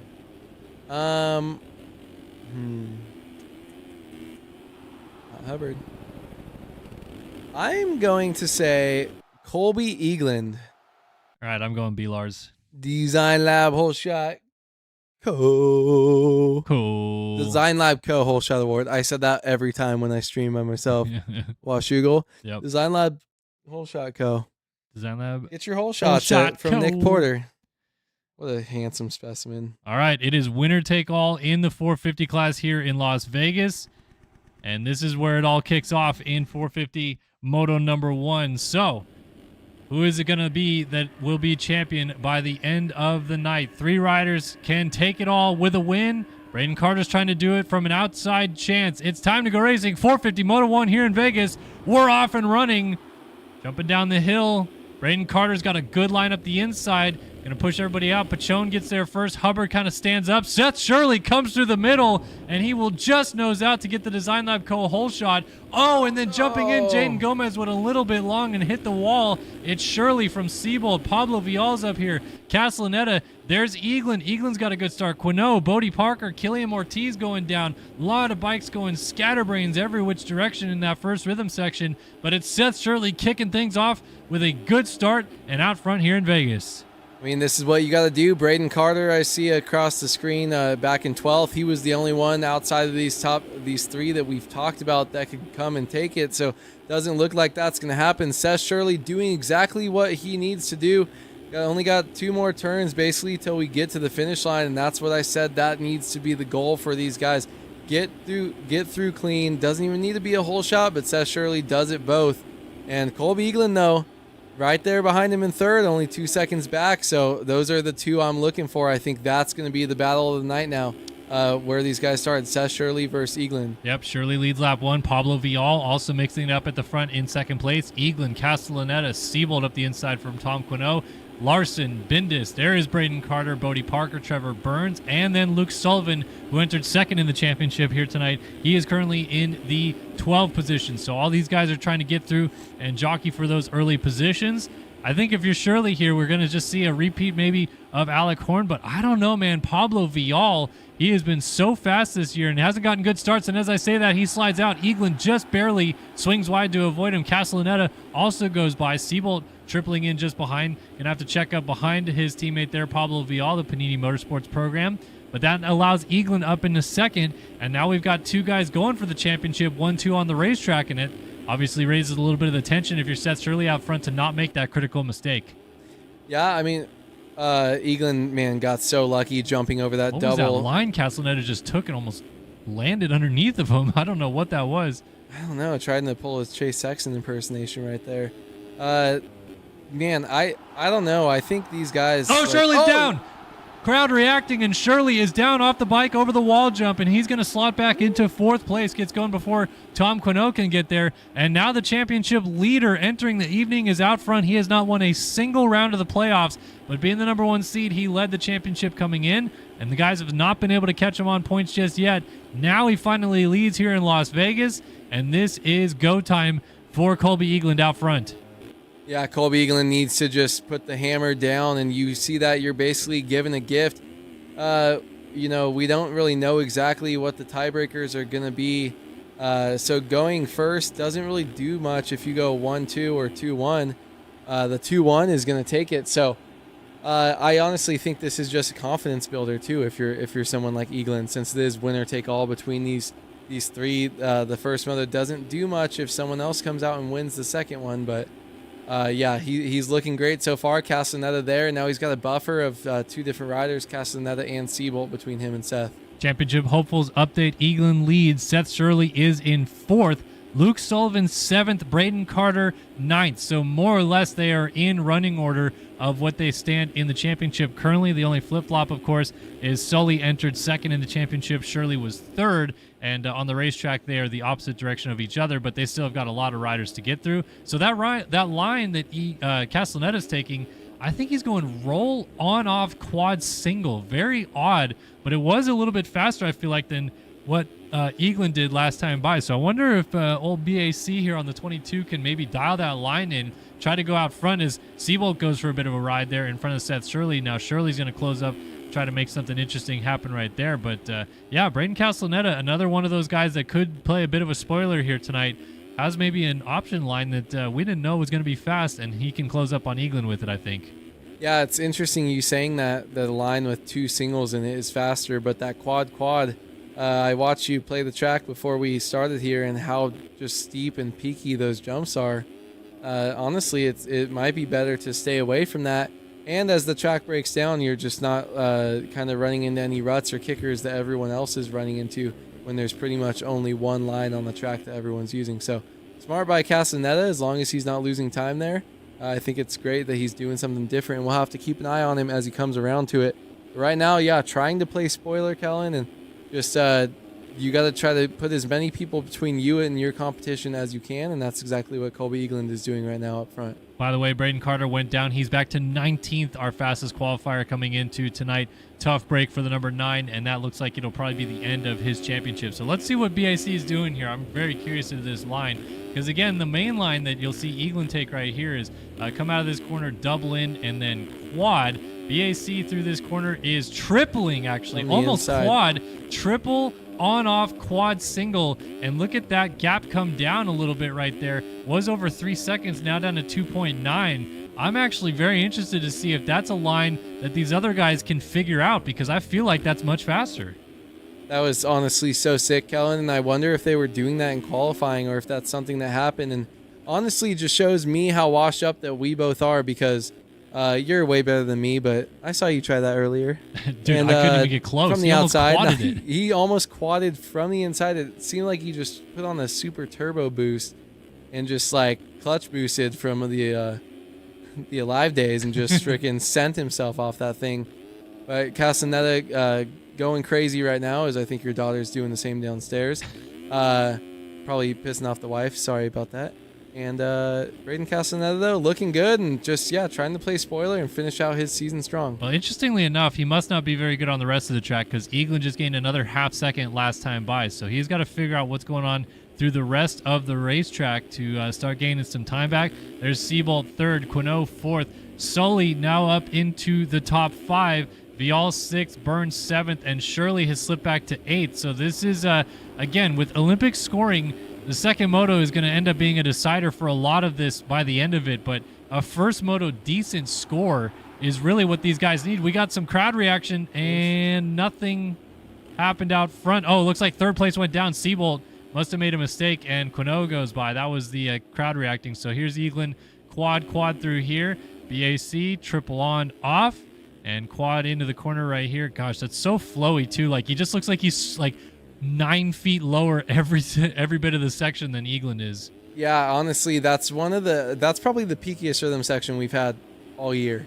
I think throughout Supercross, the tracks have been built just a little bit different here in SMX, but even from previous SMX rounds, this one just looks so tight and steep, and that line looks like it's like a second faster, honestly, but I just don't think he has the speed to match around the rest of the track.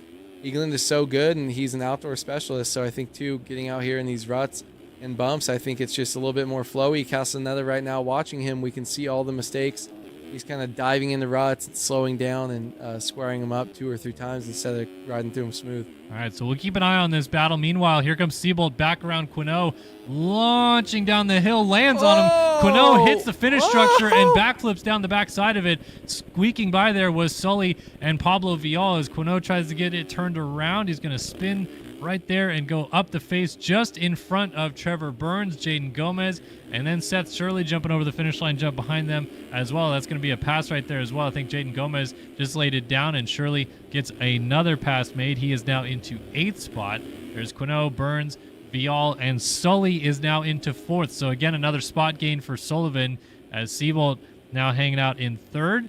And, man, there's some chaos going on back here. It's not all the lead battle that we get to watch right now. Sullivan, honestly, all 3 rounds of the playoffs now, Sullivan has been almost nowhere to be seen in the first moto and then kind of works his way towards the front and then is a force to be reckoned with in Moto 2. So this could be good news for Luke Sullivan. If he can keep charging forward, maybe get into a podium spot in this moto, he could set himself up well for Moto 2.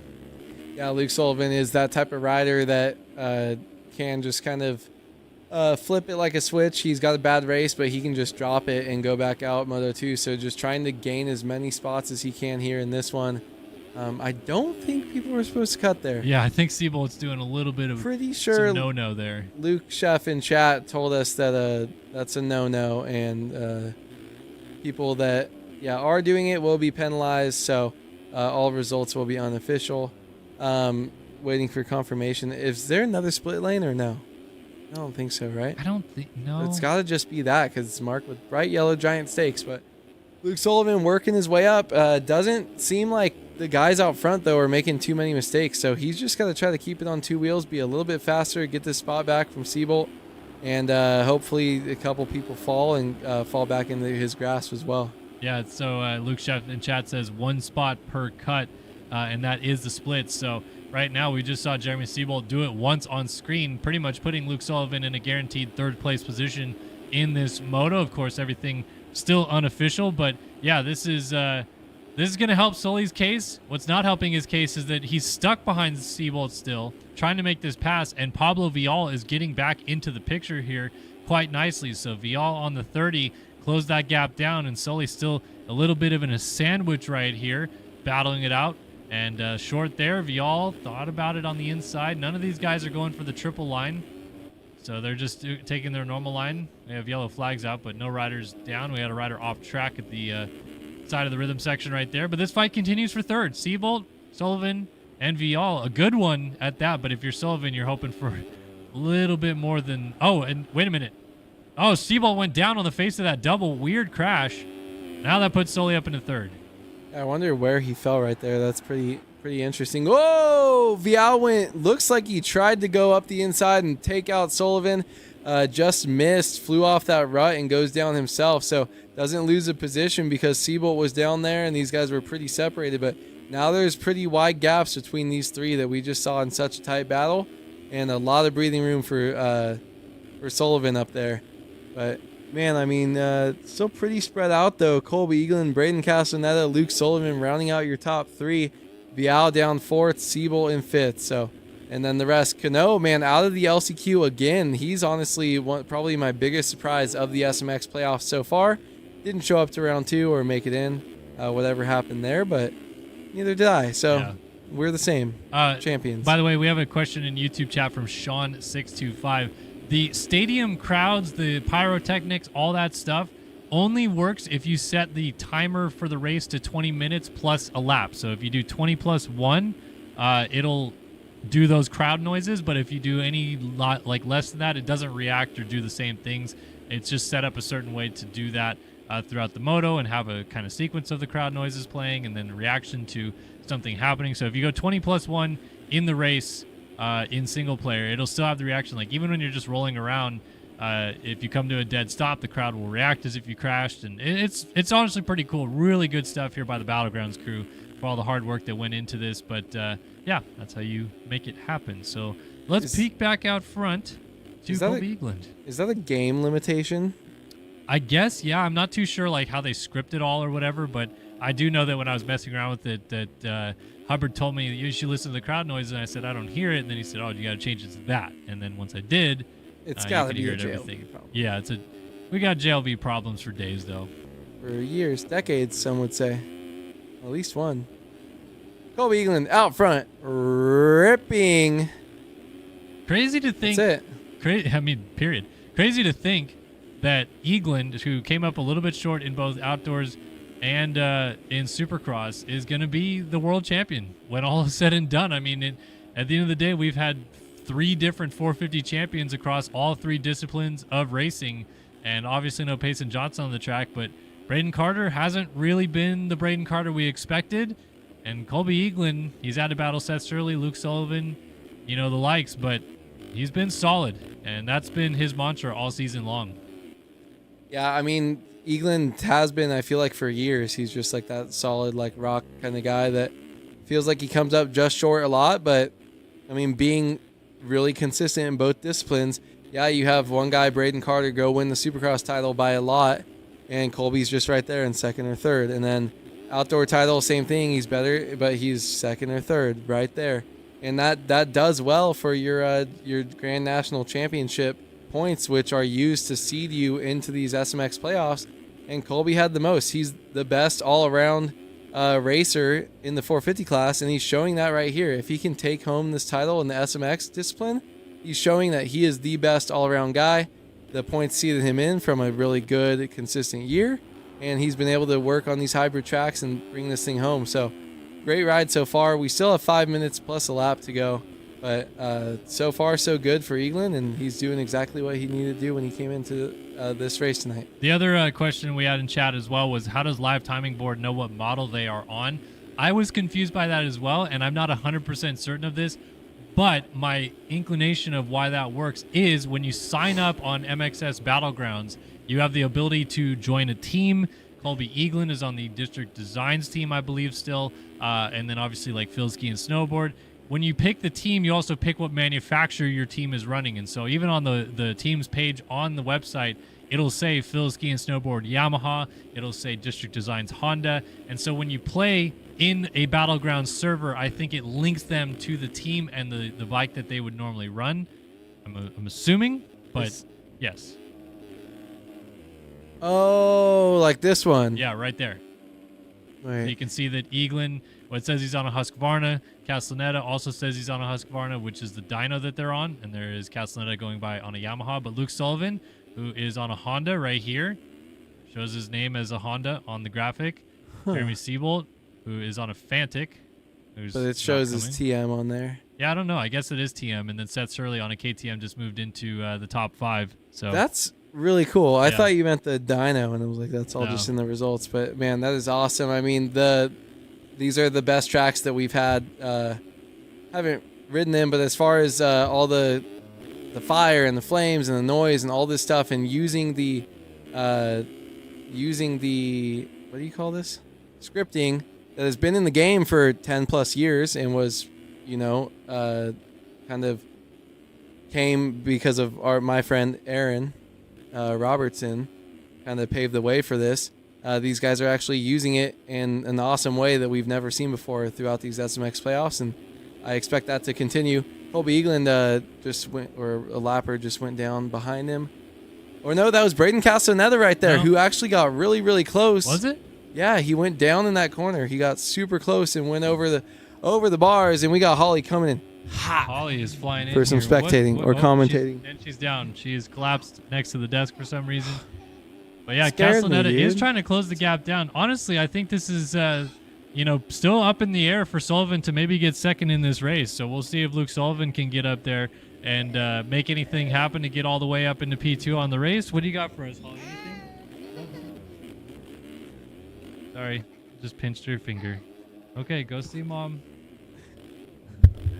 She went to grab the microphone, and when I moved it to her, it pinched her finger. So. Oh no. That's why when she comes in here messing around, she gets problems sometimes. All right, so we've got a couple more laps still to go here. Colby Eagland, Braden Castellaneta, Luke Sullivan Jeremy Seabolt, and Shirley is back into a position where he can challenge Seabolt and maybe get into fourth in this race. So, man, it's like so close to still being winner take all, but obviously this moto sets up Moto 2 a completely different story. Olympic scoring, Eaglin leaving here with a win in this first moto, and our biggest spoiler right now is Braden Castellaneta still hanging on to second on the racetrack, and then Seabolt also coming to play as well, getting up there and battling it out for fourth. So this is chaos, man. There's some spoilers, there's championship implications. It's kind of all over the board right now. Yeah, I mean, winner take all, but you know, Luke Sullivan could have a really good race, right? And then Eaglin could have a bad one. Shirley's got to pick it up just a little bit more, I think. But 5-1 for 6 would not be terrible, but it sucks when one of the other guys that's in a winner take all situation goes out and gets the one first and takes a lot of pressure off their shoulders. Shirley seeing that he needs to go win after this one, and that's what Eaglin did it right. Shirley did it right as well. Those were the only two to make it through the first lap clean, like I said earlier, for a Shop Freddy kind of key to the race. But Shirley did throw it away shortly thereafter, and he's just been chasing from behind. And I think it might be too little too late, but definitely a lot of spoilers and other fast guys in here that can mix up the results. And we're going to have some crazy Moto 2s here tonight. Yeah, the second moto is going to be ridiculous in all the classes. Seabolt just holding tough right there in the fourth position. Here's Sully still third. Castellaneta still second, and Eaglin is still ripping out front. I mean, look, credit where credit is due with Colby Eaglin. We just talked about in the 250 class with, Seth Carr having some struggles, and these guys are going to get 2 laps to go this time by right here because time will expire next time by. The pressure, the championship situation that was on Seth Carr, even though he didn't need to win and he was just kind of all over the place and really flustered in that first moto, Eaglin, who hasn't won in the playoffs yet this year, needed to win tonight, and he has come full circle. I mean, he is riding maybe the best we've seen in the playoffs thus far, and even with the heat of Castellaneta keeping him pretty honest, he hasn't made the mistake. He hasn't crashed. He hasn't gone off the track. He's just been steady out front doing the work. Yeah, I mean, this, I feel like, wow. I feel like this is just what he does. Like, this has always kind of been him. He's not super flashy.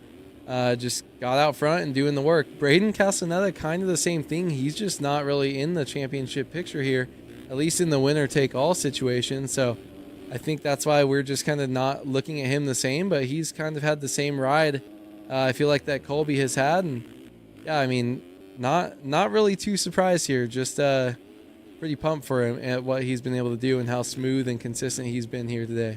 Yeah, we had a question in chat as well from Chris Potratz, I think is how you say that. Trying to get it in the game, and make sure you've taken it out of the RAR. Make sure you've put it in your sim folder, not in a sub folder. You got to make sure it's actually in the MX Simulator personal folder and you haven't dropped it into another track folder, for example.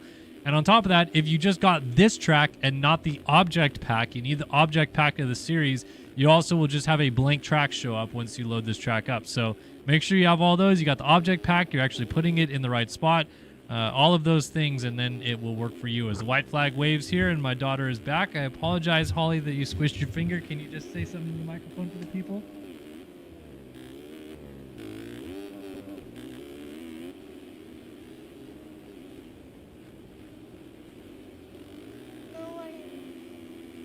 Tell them. Sit there and think about it while we finish this up if you want. Tell them we're all done for the year after this. We're all done. Last race. She's thinking. She's thinking about it. It's okay.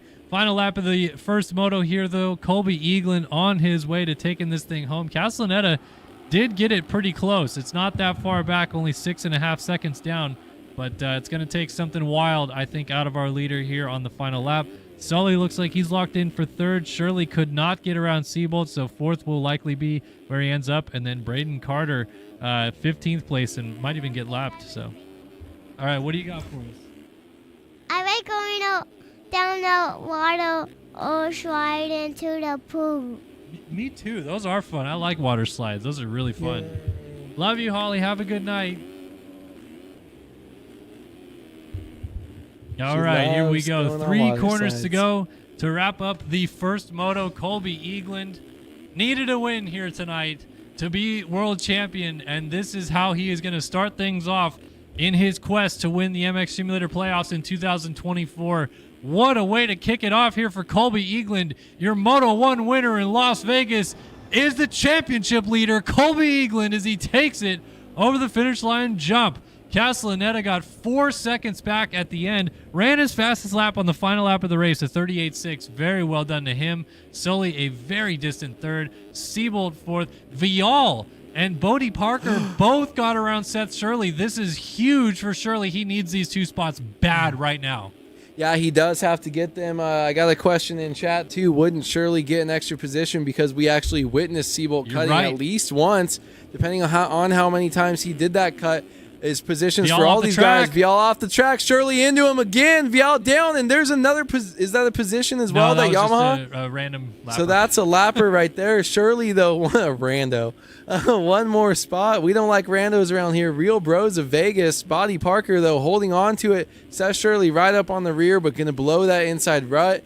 And he's going to come up just short. So this will be Bodie Parker 5th. Coming across the line, Seth Shirley in 6th. We'll have to wait Probably for cuts, a though. Penalty by Siebold 2, as well as cuts, depending on all of these are going to be unofficial. Yep.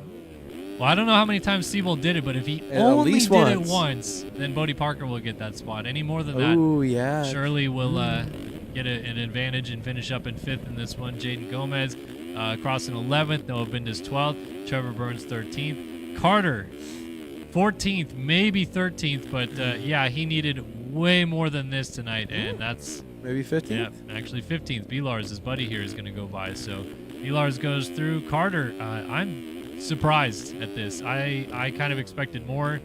That's Oh my cool, God. but yeah, not quite what we expected out of the Supercross champion. You think there's just too much outdoor or not enough Supercross, I feel like, for his... He can just pull up to a regular Supercross track and wax people is the problem. So I think there's maybe just not enough Supercross, one rhythm, a couple other like weird back and short chicaney things, and no changes with cuts. E. correct? Davis went from 8th to 11th? How many cuts did he have? 12.02 seconds, Devin Davis. Come on, What bro. is you doing, baby? Jesus. All right, so that actually gave Quinault 8th, Hubbard 9th, and Jaden Gomez ended up in 10th, D. Davis 11th. Bindis still got 12th, 13th Burns, 14th Larson, 15th was Braden Carter, and that was Moto 1 for the 450 boys. All right. Devin Davis said he was last on lap 11 or on lap 1. Maybe if you didn't cut, though, you would have got 8th. What happened, Devin? It's time to crown a 250 world champion in MX Simulator for 2024, and it may not be the man with the red plate coming in. He has got to make a huge amends for Moto 1. Our keys to the race, of course, brought to you by ShopFreddy.com. Upgrade your MX Simulator experience with ShopFreddy.com. We offer high-quality replica gear sets that make you look professional. Visit ShopFreddy.com today to get the latest premium MX Simulator gear. All right, Baywood, what do they got to do? Keys to the race here, Moto 2. Seth Carr, Rasmus Balzer. I mean, look, Evan Holt still stands a shot at winning this title, 5th in the first Moto. What do they got to do? I think for these guys, I think they saw a chance open up that they didn't think was there coming into this round. And I think a lot of them now feel like they have a chance, like Rasmus Balzer, other guys that you named right there. I think their key to the race needs to be controlling nerves. You're doing 20+1 on this track, and you came in probably pretty lackadaisical, just okay, we're chilling, we're having fun. Well, no, it's completely changed now. You need to go out and perform because it's almost impossible, I feel like, for Carr to win this thing. He's got to have a great ride, and a lot of other people have really bad ones. So if you're Balzer or anybody else who feels like they have a chance, control your nerves, 20+1. You didn't think you had a chance coming into today, but in 22 minutes, you might be the SMX champion for the first ever MX Simulator SMX playoffs. All right, so that is our keys to the race brought to you by ShopFreddy.com. Big thanks to them for all their support here this evening. Now it's time for our Design Lab Co. whole shot pick. Awood, who you got for the last 250 race of the year?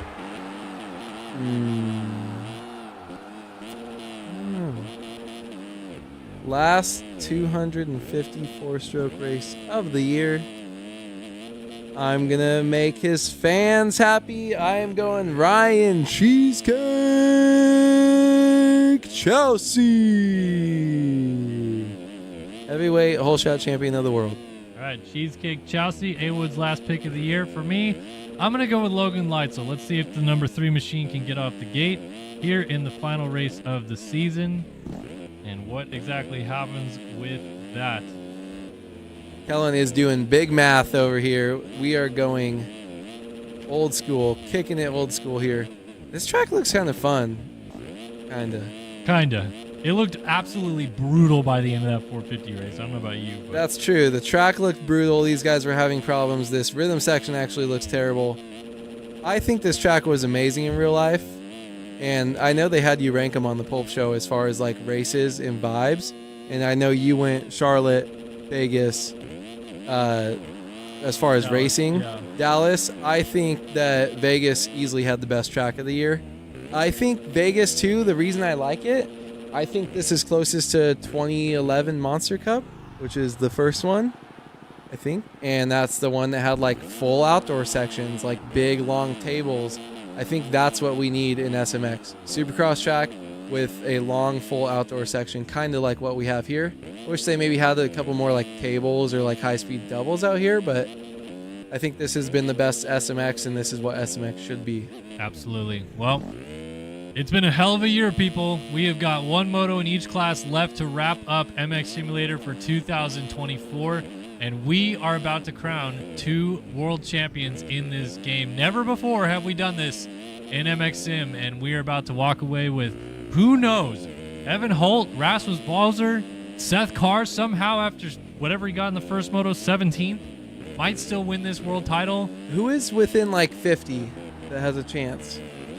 Gotta go look again. So Emmanuel Cepeda, I know is. Let me see. Everyone that was within, like, there's so many Emmanuel people at Cepeda, 29, 30, 30. Emmanuel 31. Cepeda 41 back, John Heilman 55 back, Ben Nerona 55 back, Tyler Show 56 back. I think all those guys are out of it. I think it's really down to Balzer, Holt, Stevenson, or Carr. But even some of those guys Stevenson- had really bad first motos, right? Stevenson was 12th in the first moto. Yeah, so Holtzy or Balzer is really what I got. Kind of. It kind of depends on which of those two maybe wins this overall here in the second race. But here we go. It's time for the final race of the playoffs in the 250 class for 2024. Who's going to win the title? Let's go! Alec Horn, another huge start out of the left side. From the inside, Emmanuel Cepeda crosses over. Balzer shines through to get the whole shot in the final race of the year when he needed it the most, but he gets hung up. He gets hit from behind. There's a pile up. Jax Lindsay goes by, and a ton of riders are down as Balzer quads into the race lead. I mean, that's the perfect spot for that to happen. You basically cleaned out the 2 guys right behind you and then created a giant pile up as Jax Lindsay comes up way short on that double, goes off the track and loses that second place position. Now Balzer out front all alone by himself. He controls his own destiny as far as his moto finishes here. This is exactly what he needed to happen, and he cleaned out the rest of the field in a choke point right behind him. And he has a lot of breathing room here, Kellen. And right now the math is super easy because Seth Carr is in 16th place. He got a terrible start once again, so he's got to do massive damage limitation. Again, he doesn't have to win this overall, but 17th in the first moto means that he's just got to have an ungodly amount of luck with the overall standings of this moto and the race overall to still win this title, because if Balzer can win this moto, he wins the overall. And then if you're Seth Carr and not inside of the top 6, I believe, in the overall standings at the end of the night, then you lost the world title. That is unbelievable how this is shaping up. Stevenson finds his way up here with a good start as well.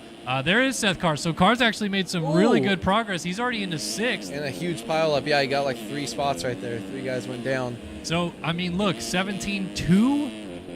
That's still 19 points. 19 points. So you're praying that if Balzer goes out and wins, you need less than what, 3 people or 2 people to have better, as I think that's Lightsoul down that he made a pass on. Yep. You need to have like less than 3 people that have under 17 points. but that's like almost impossible because you know how many guys are out there going 10-5, 10-6? What do you think about this? It seems like Carr's back to being Seth Carr this second moto. It could change quickly. But if he gets up there, mess with Balzer? Bunching? Question mark? Bunching in Vegas is crazy, but it's definitely possible. I think if I'm Seth Carr, I'm doing whatever I can. I don't think that'll count as a cut. Didn't really get in that one line. But I think I'm doing whatever I can do to get up there and clean him out, take him out, slow him down, whatever works. But, I mean, yeah, he's going to have some crazy stuff happen. Or he takes the... Rip. Nope, nothing. Check. Okay. I don't know what I did, dude. He controls his own destiny. I think... No, he doesn't. I'm an idiot. I think he will play it mature, though. If he gets up there and he'll say, I messed up. I got 17th. I'm bad. Can you imagine he goes 1-1, 1-1, 17-1, and it's not going to be enough for the championship, though? I mean, like, skill issue. It's Oh, crazy. my It's goodness. crazy.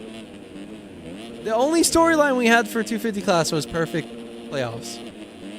Lucas There's Brune. Lucas Brune with the Yep. lit kit of the night. It's so hot. It is very lit as Like- Carr goes to work on him. I mean, he's got second place right in front of him here, and he's going to get Brune right now.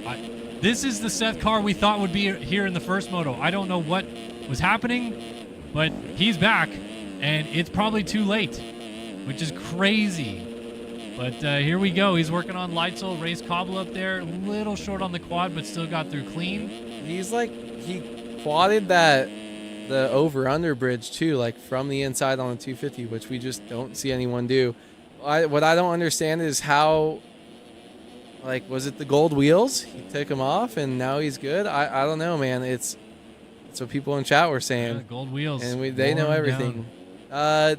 Honestly, Look at this. it looks so weird. Just another easy pass. It's like he's not trying. He's back to himself. Yep. What was happening? He was trying to quad when he had no speed for it, like multiple times. Yep.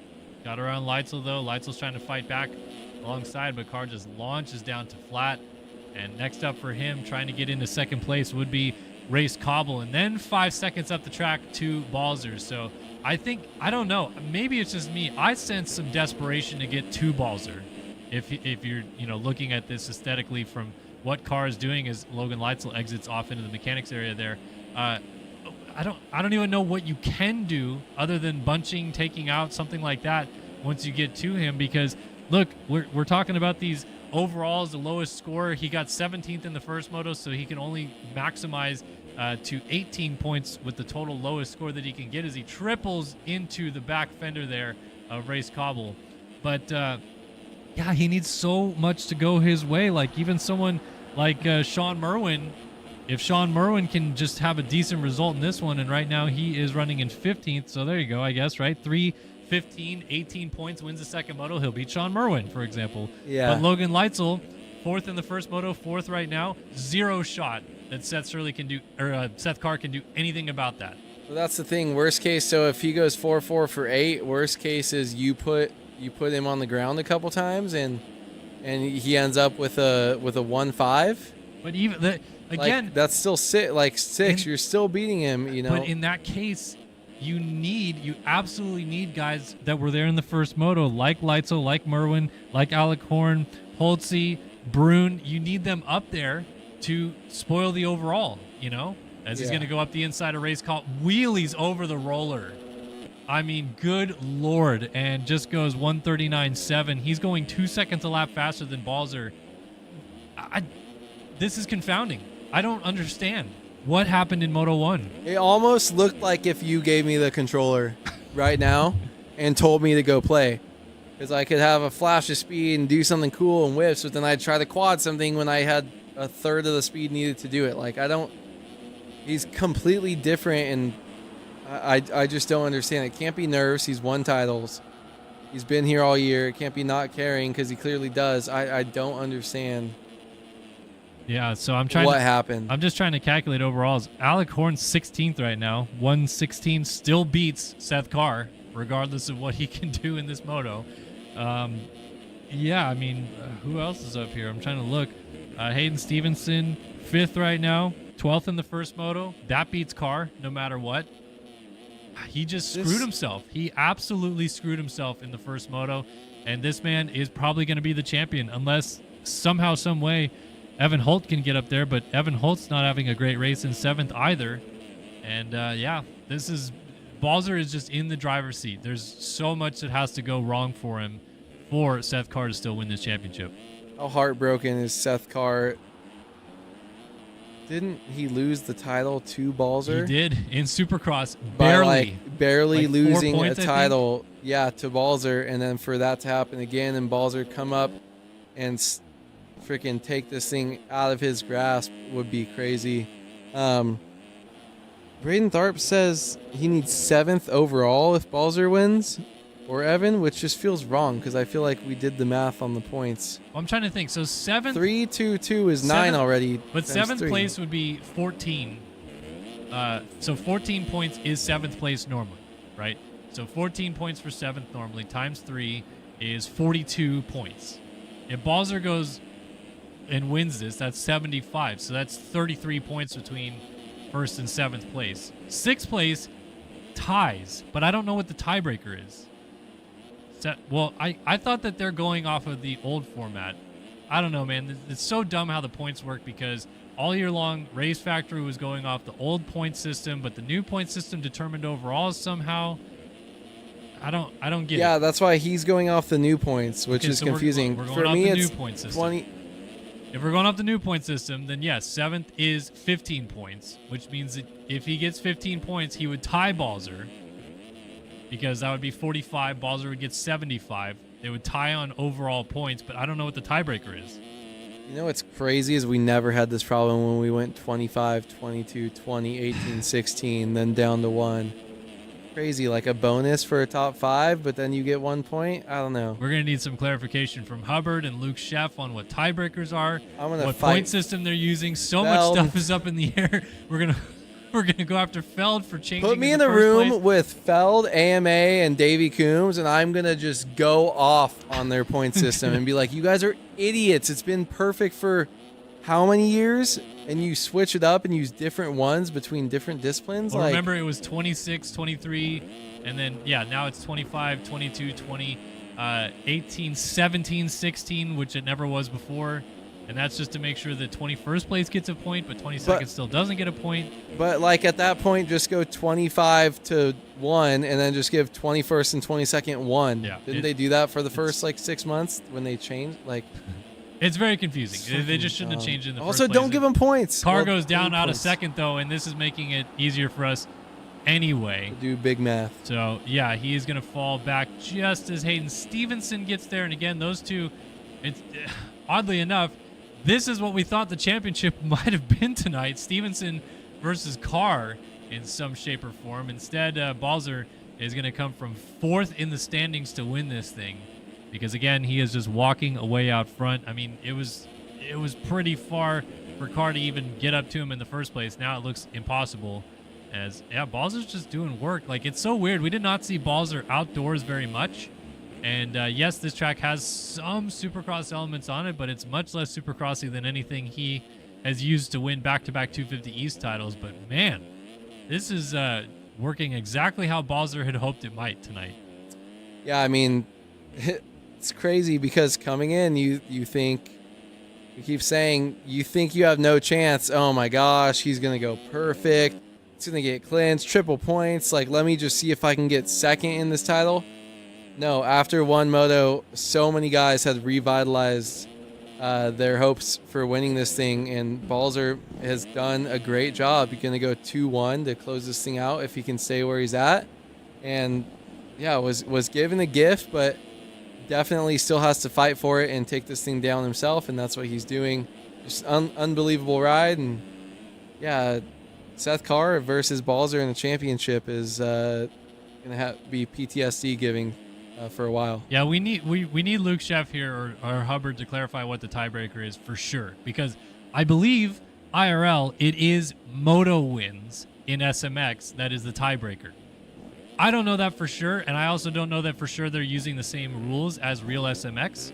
But we are going to try to figure it out and give you an honest and complete answer here because, I mean, again, Seth Carr, 5th now on the racetrack. It's very, very unlikely 17.5 or now 17, whatever else he gets, is going to get better than 7th overall. But you never know. We've had weirder math where someone goes 17.7 for 5th or something stupid like that. But we'll see how it all shakes down. It's my super short show. All right, so Balzer is just on his way out front, got himself a 15-second lead. Ray's Cobble has moved into 2nd. Stevenson, a strong 4th. Holtzy's climbed back to 6th, and Holtzy actually, with the way things are going with Carr, still might actually end up 2nd in this championship, which is also wild to think how it's all shaped up for him. I mean, if you're Balzer, what are you thinking at this point? Like, you got your 14-second lead. You entered here just, like, hoping you could win the finale, maybe? And Don't suddenly crash. you're going to win the championship? I think that's the only thing going through his head is smooth, don't crash. I think he's mind blown. I'm sure right now he probably can't believe it. And I think after the race, if it finishes like this, he's going to go, what the hell happened tonight? Because that's not what I was expecting at all. But Balzer just doing what he needs to do. He knows how to win, and he knows how to win titles. Already got one, and if he can take home this SMX title, that would be a great little cherry on top, especially when you think you're out of it after the first 2 rounds and maybe where you were seated. Balzer just cruising right now, and he looks really good, though. 13, 14 seconds isn't crazy for a lead, but he also doesn't need to get 2-1. Because if he goes 2-2, he still gets it, right? If he goes 2-3, he still gets it. So he doesn't even need to win this moto since we are going by overall Olympic scoring points. He just needs to beat the next fastest guy. And right now, Stevenson had a bad race. Brune was back there. Cobble, he's got a lot of room going back to Evan Holtzy, right? Yeah. So he could probably drop back to 5th and still win the overall. And you know, look, like Seth Carr, he had a terrible first moto and said that he got back there and was struggling to pass people, went for burners, kept crashing. Alec Horn walked this first moto in and is 16th. Like, it just, no one has had any consistency here tonight except Balzer, which obviously is going to probably earn him this championship, but it's just one of those nights. Maybe a tough track to pass on. A lot of mistakes on this track that can be made if you override it, as well as Lucas Brune comes sliding in there in P2. Stevenson now up into 3rd, starting to inch closer, but the math with Stevenson, 29 points back of Seth Carr. Really, he has to beat Balzer. He has to beat Evan Holt because all those guys are just 1 point back at him. So him not beating Balzer, doesn't matter how high up he gets in this race. That 12th in the first moto pretty much killed his chances as well, as he's going to go by a lapped rider right there. But, again, still fighting for 2nd in the championship. I don't know. I am still kind of speechless that it has gotten to this level. We'll go back and look at Seth Carr, who's still sliding out, making some mistakes. And, wow. I mean, honestly, I actually had a conversation at Vegas this week. I forget with who, but it was, I think, a rider, like an actual SMX racer, IRL. And they were like, dude, that guy in the 250 class in sim these days is unreal. And I'm like, oh, yeah, Seth Carr. And they're like, yeah, dude, he's so fast and just, hits all of his marks so fast. Unbelievable. And I can't imagine that 4 days later we'd be talking about this out of Seth Carr. But here we are. It's crazy because he looked like old Seth Carr. Like, not this year, like last year, Seth Carr, like, oh my God, this guy's really, really, really fast, but he can't keep it on 2 wheels. And for him to do it, I feel like everyone's cutting now. He's been doing like the first one, like where the terrain changes, yeah. But I feel like that's fine when you're not cutting physical objects that they put there to show you that that's it. But he definitely cut a couple there. I think he just doesn't give an F, and I think he's just trying to, I don't know, man. It's really weird. Hoping against hope at this point. So how many of these riders, are they watching the streams? They're actually out here like watching, not just looking at results or playing like these people at the real races? What do you mean?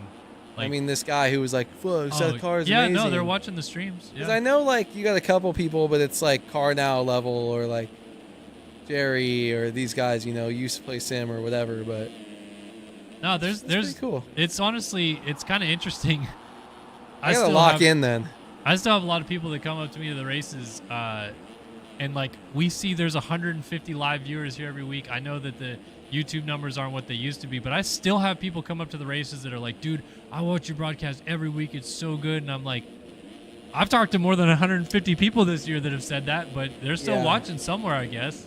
I think the problem is we moved over to Start Your Systems TV YouTube channel. So if you're watching this on Twitch or whatever, subscribe if you haven't, instead of your main Start Your Systems channel where it was easier to find. I guess just had that bigger audience, but yeah, I mean the live views still though. I remember, we would have A1 opener. You'd have 600-700 people live, but then after a week, that video has 30,000 views. Yeah. So it's like there's people watching them. I guess it's just cool when you see you're like, oh my god, there's people like AP or these other names in the sport just going and listening to my dumbass talk on here half the time, but trying to make as many cum jokes as possible. But we're out here. We're probably already on SMX Come here tonight. That's why that's why we had to move over channels. I many of them. gotta put the filter back on. We'll get back on the main channel maybe. Cars made it all the way back to third again. There's been a lot of crashing going on. We saw Race Cobble have a crash. He got tied up with Emmanuel Cepeda. Logan Leitzel's gone backwards. Evan Vanderkoy still back here battling with Austin Partolo, Garrett Hollenbeck. These guys have been in fights pretty much the whole race. And Carr is going to make it. He's going to be on the podium 5 of 6 motos. Back past him, too, and probably lose this thing. Not only is he going to be that, he might not even get second in the championship because we still got to see what happens with where Holtzy gets, where, Hayden Stevenson, because Carr's 17-3 right now isn't really doing him many favors for the overall standings. Triple points, man, it changes a whole lot in MXM because if this is a normal race, like Carr would have probably already wrapped the title. Who cares? What does it matter? Got this thing done and dusted, but nope. Instead, he is going to watch the world title slip from his grasp, and he's going to try to get up into Lucas Brun territory here before this is done. Maybe still get into second place as Balzer checks in out front. Once again, we got 2 to go, and he's just clicking off the laps as this man just fights for everything he possibly can to maybe, just maybe, still keep this thing in his mantle. That's not going to help. Yeah. Ooh. It's hard because we almost can't even commentate because there's so much math and it's all about where these other guys finish that we're like, we think Balzer has it and we think Carr is just short, but we really can't do anything until we get the overalls and penalties are assessed because that will be added in, but we could at least get a provisional thing as they come across. Carr comes across at 20 seconds, I think. Oh, and he goes down, cases the finish line off the bike.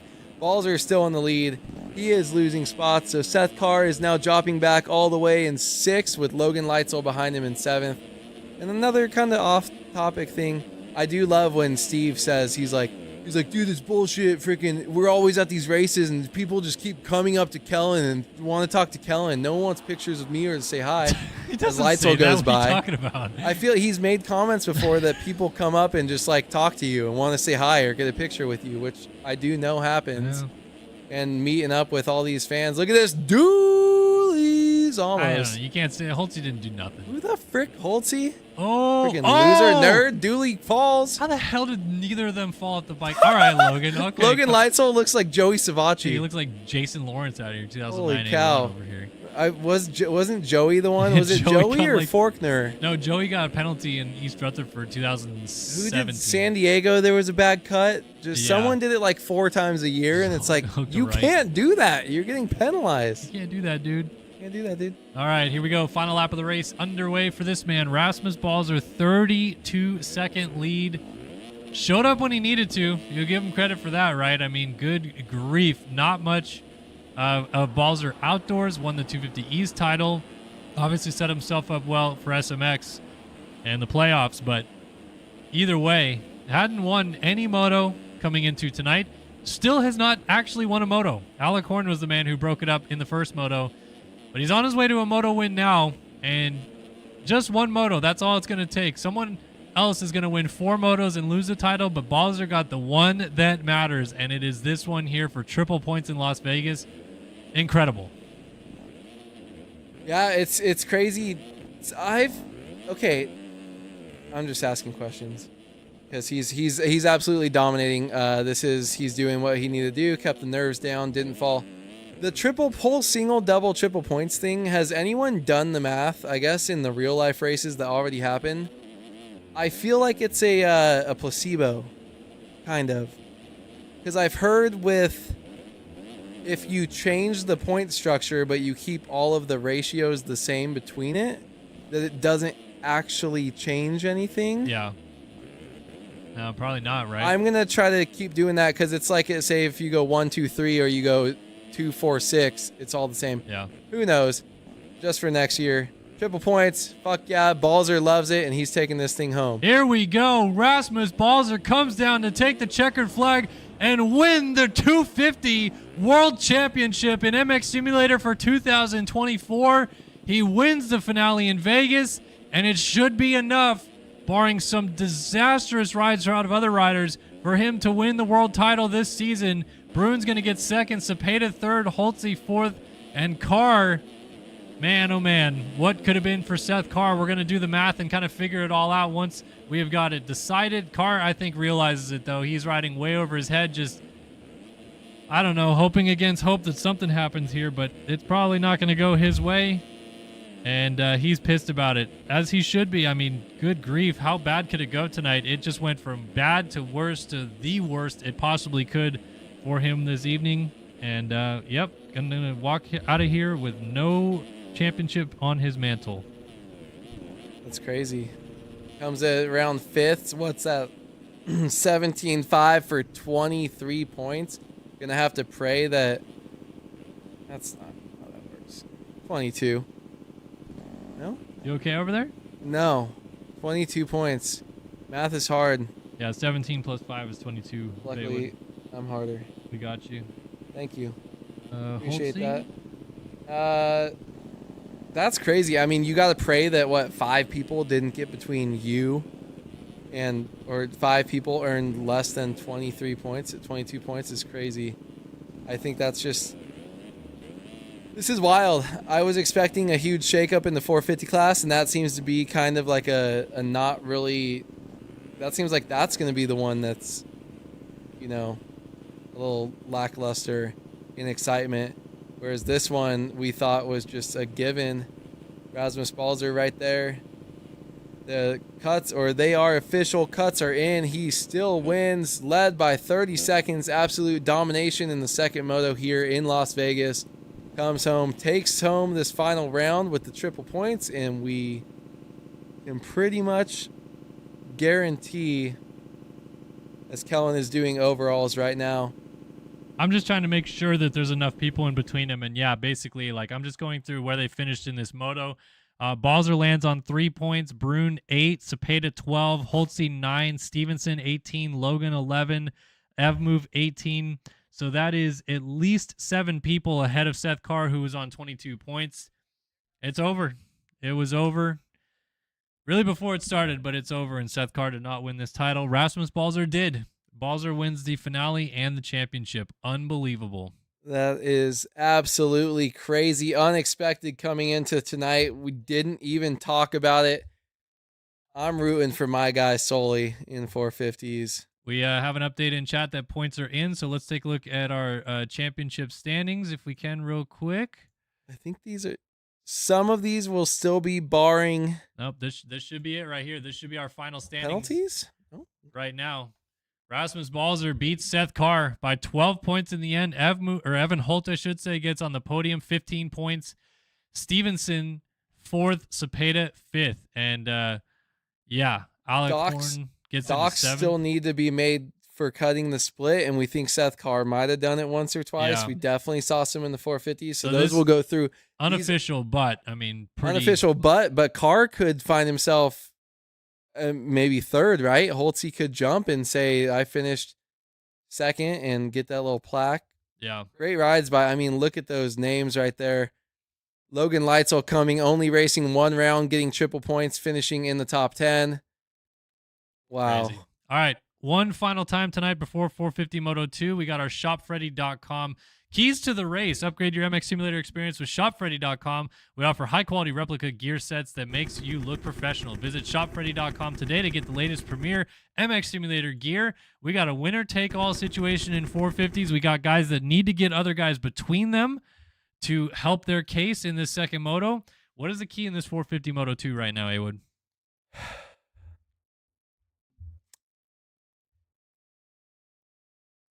I'm thinking. All of mine got switched up because I was thinking for car. I say finish strong if you're any of the guys that have a potential. I think you gotta stay focused all 20 minutes of this race. Not so much nerves for these guys. This 450 class, I think they got the nerves down. They're all veterans. I think they need to finish strong, and I think that's putting together this thing from start to finish. Getting a start, getting out front, getting clean air, and going. And if they had a bad moto early on, come out and get a first, second, or third here. That's Seth Shirley, Luke Sullivan, Pablo Vial, Braden Castellaneta, anyone that is either in the mix for the overall win here tonight, Colby Eaglin, or for the title. I think you need to make your second moto your best one and finish this season, this race, this event, everything, finish it out strong and end up on the podium when the checker flag waves. All right, shopfreddy.com bringing you guys your picks here tonight, rolling into the motos. So thanks to shopfreddy.com. We appreciate their support getting into the final race of the playoffs for us. Now it's time for our Design Lab Co. whole shot picks. Who you got in this one real quick? Design Lab Co. whole shot pick is going to be Luke Sullivan again. All right, he's going to go Luke Sullivan. I'm going to go Jacob Hubbard because why not? Final race of the year. We can pick Hubba one more time. All right, final race of 2024 MX Simulator action. World champions are about to be crowned in the 450 class. Eaglin wins the first moto. Castellaneta, Sullivan, Siebold, and Shirley up there as well. He was 5th. Who is going to win the world title? It all comes down to this right here, right now. 30 card is going to go sideways for the final time in 2024. The revs are going to come up, and we are going to have a world champion right here in Las Vegas. We're off and running for the final race of the year. Rogers a good start out of the left side. Hubbard a good start out of the right side. He pushes a little bit wide up the inside. It's a Honda. Jaden Gomez and Luke Sullivan side by side. It's Gomez by a nose. Gets the final hole shot of the year. Luke Sullivan takes over the race lead, and that's huge for Sully, who is again 3rd in the first moto. Where is Colby Eagland? Trying to figure out where he is on the opening lap as Sully gets passed up. Jaden Gomez goes back into the race lead. Yeah, Sully is still able to make that double, but barely. I think he loses one more spot. Sully back 3rd, 4th right now. Pretty much 3 wide for 3rd, 4th, 5th over that single. Different lines here. Let's see what happens. Jacob Hubbard right there as well. Oh, man, these guys trying the battle right there. Who is that just made a pass? That is Shirley. That's Carter on the 2. Or Carter, sorry. Carter's up there, so Carter's trying to make amends from a terrible first moto. He's pretty much out of it. Eagland 10th in the first moto as he's trying to get going from, or 10th, I should say, won the first moto. 10th right now as he's trying to get going from P10 as Gomez leads the opening lap. So it's Gomez, Carter, Hubbard, Sullivan, Shirley inside the top 5. Sullivan and Shirley are in great positions ahead of Eagland as it stands, and they got a lot of friends up here that could help as Braden Carter takes over the race lead, goes inside before the wall jump, and he's going to try to take off and run with this thing. Man, if we saw Carter in the first moto do this, it could be way more fun in the second moto, but alas, a bad first moto has put him at a massive deficit like we saw with Seth Carr. Gomez misses the rut right there. Here comes Hubbard trying to match his teammates' pace out front, put it Phil's ski and snowboard 1-2 as Sullivan hangs out right there in the background in 4th. Sullivan has Shirley and Bodie Parker just behind him. Man, oh man, this is chaos already. Yeah, Jaden Gomez, man, he's really nailing his starts and didn't clean himself out on the invisible wall there, jumping this thing. So really going to be cool to see what he can do with this upfront start. Big up Hubbard, we expect him to be here, as well as rest of these pretty faces. Ooh, Hubbard got lucky there, messes up the rhythm. Luke Sullivan doing a different option line, don't get landed on right there. He stays alive, he's still able to do it. Jaden Gomez off the track in front of him, but still carrying some speed. So Sullivan survives, but he still has pressure behind him. And that's Shirley right there as well. So not fully cutting. Look at that head shake right there. They're side by side, bar to bar, going in this rut. And Shirley takes it. Sullivan, though, swings wide, and he might have a little bit more momentum here. And as it runs, this is more or less one of those kind of fights that doesn't look like much, but it actually could end up being for the championship as Sullivan thinks inside on Shirley, not going to be able to get there. Because, again, Eaglin's a little bit further back right now, and the lowest score wins. Doesn't matter about moto wins or these point tallies or whatever. If you go 1-5 and you're Colby Eaglin, that's only 6 points. If these guys go 3-2, that's 5 points. They'll win at the end of the day. So it all comes down to this as Carter pulls away. Jaden Gomez still second. Shirley third on 8 points right now because, again, we think Siebold got penalties in the first moto for cutting the track. Not official, but we think Shirley was fifth in the first moto because of it. Sullivan was definitely third. We know that. Eaglin won the first moto. So the math is kind of easy for these guys. Just lowest score among each other wins as Carter pulls away out front. But Shirley's looking pretty good right now, getting a little bit of a gap opened up on Sullivan. Yeah, so Eaglin won. Shirley was third, and Shirley was, we think, fifth. Shirley Sully was was in third. fifth.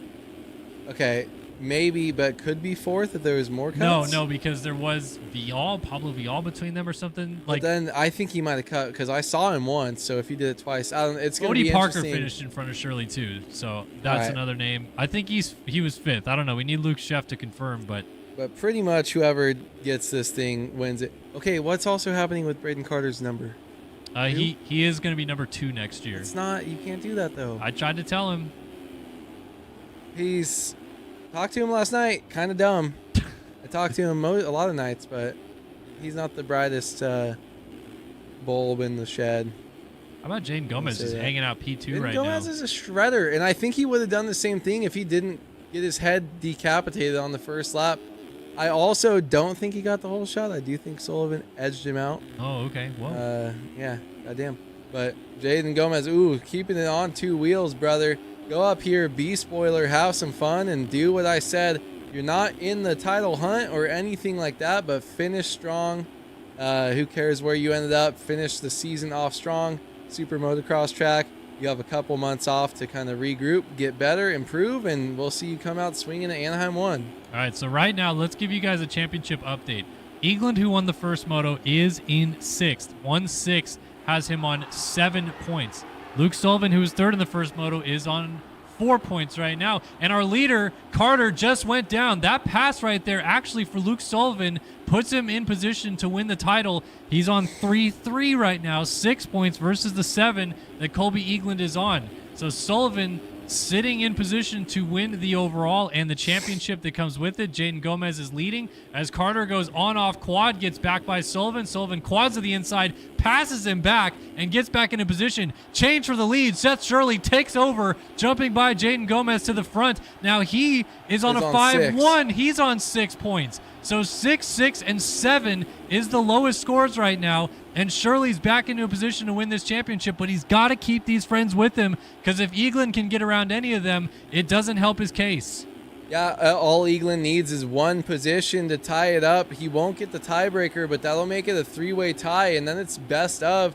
And then Eagland, if he ends up getting 2 points, he's controlling his own destiny. So he's got to get past Jacob Hubbard, and he's got to get past Braden Carter. Then he's basically put himself in the position where he can't lose.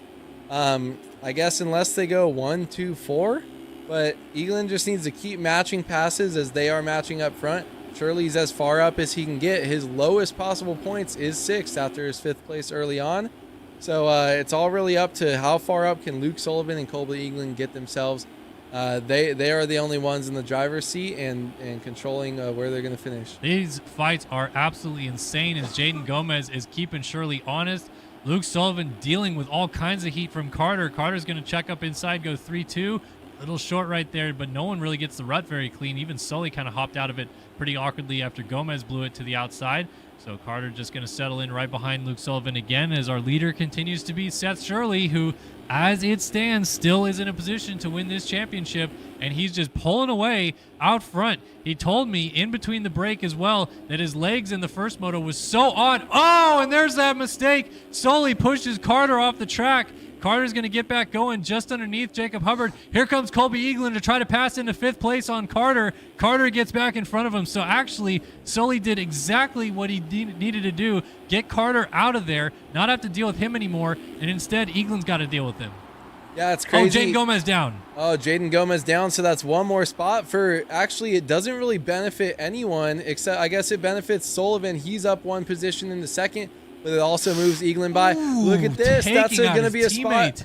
Teammates taking each other out, helping out a non-teammate. That's one more position for Eaglin. So now Eaglin is 4th, 5 points total. Yep. You have 6 points total up front with Seth Shirley, and then Luke Sullivan is on 3-2 with 5. So Colby Eaglin tied?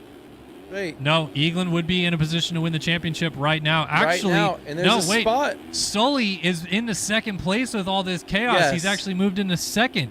But Eaglin's now 4th again. So 3-2, 1-4. That's so Sullivan 5 will points. win. Yeah, Best Sullivan finish. would win the overall here tonight. And yes, the championship And because he has more overalls. Oh, this is so confusing. Are to they figure tied out, on? They're tied on overalls. Well, Eaglin doesn't even have 1, but if Sully wins tonight, he'd have 2. And a moto win. Which they would be tied on moto wins. Yeah, so Sully right now, as it runs, Whoever is wins the this champion. wins. Yes, Sully is the champion as it runs. So one more position. So Eaglin needs that position that Braden Carter is in this rhythm section. So we're looking at all 3 of them in this rhythm at one time. Braden Carter has been making mistakes and finished really, really poorly in the first race. So Eaglin just has to pray for the downfall. All of these guys will have followed the key to the race and finished strong, finishing outside on a podium to end their season. Look at this huge mistake right here. Braden Carter slides out. That's going to allow him to go by. Just like that. That is now the overall and the SMX championship for Eaglin if he stays here in 3rd. Oh my goodness, the drama that's associated with this. I feel like Carter is not done with the 24 machine just yet. Ooh, contact. Eaglin hung up in the corner a little long right there, and Carter runs into his back tire and lays it down. So that's now Eaglin with a bit of breathing room. He's going to try to see if he can run Sully down. If you're Sullivan here, what you can do to control your own destiny is go get Seth Shirley for this win. Shirley can't win this championship from this position with Eaglin in 3rd. Sullivan in 2nd actually would still beat him, not only on the night, but in points as well. So Shirley's just doing everything he can to win the moto and hope against hope a little bit. But Sullivan needs to win the moto to be world champion. Oh my goodness, the drama is just going to keep continuing. I almost wonder if Carter maybe runs Eaglin back down again and totally flips the script once more. Yeah, it's kind of a bummer for Seth because he's the only person that can't do any better, and it's crazy to say that with a 5th in the first moto that was your downfall. When I'm saying get a top 5, you're looking pretty damn good normally. But now he's maximizing, and when everyone else is performing, you better match it. Look at that, Eaglin down, so Braden Carter right up on the rear wheel. We're going to watch this double quad from first person right on his rear end. Turns right here, and does he either pay him back for taking him down, try to make something happen here? He could really play a spoiler in the championship if Braden Carter elects to do something. The drama is palpable here in the final 10 minutes. Well, now 9 minutes plus 1 lap of racing here at the MX Simulator playoffs. Eaglin is in position to win the title, but if he gets past right here, it goes in the way of Luke Sullivan instead, as Seth Shirley's winning this moto.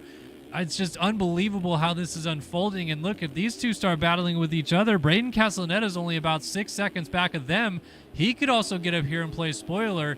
Remember, Carter entered 14 points down in the championship coming into the night. Terrible first moto.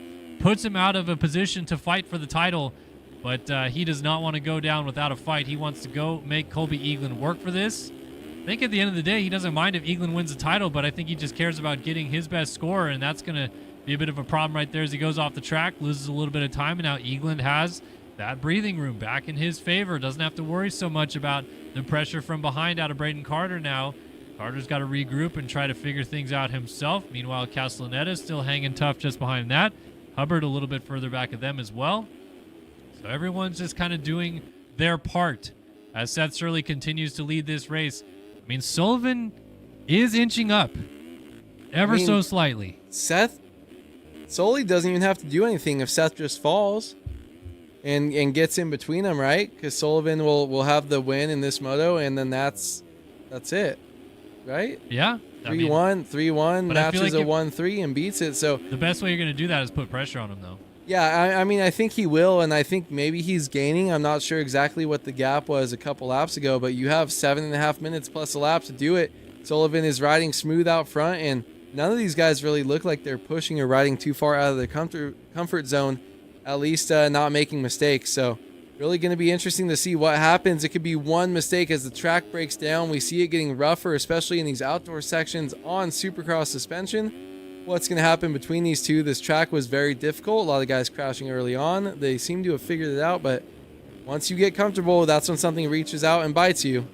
Ooh, like that right there. A little slide out. I mean, if that happened to Sullivan or if that happened to Shirley out front, Sullivan would be right up on him, if not have made the pass already. So a lot of time left in this. Sullivan. Oh, Eaglin just laid it down. Here comes Carter.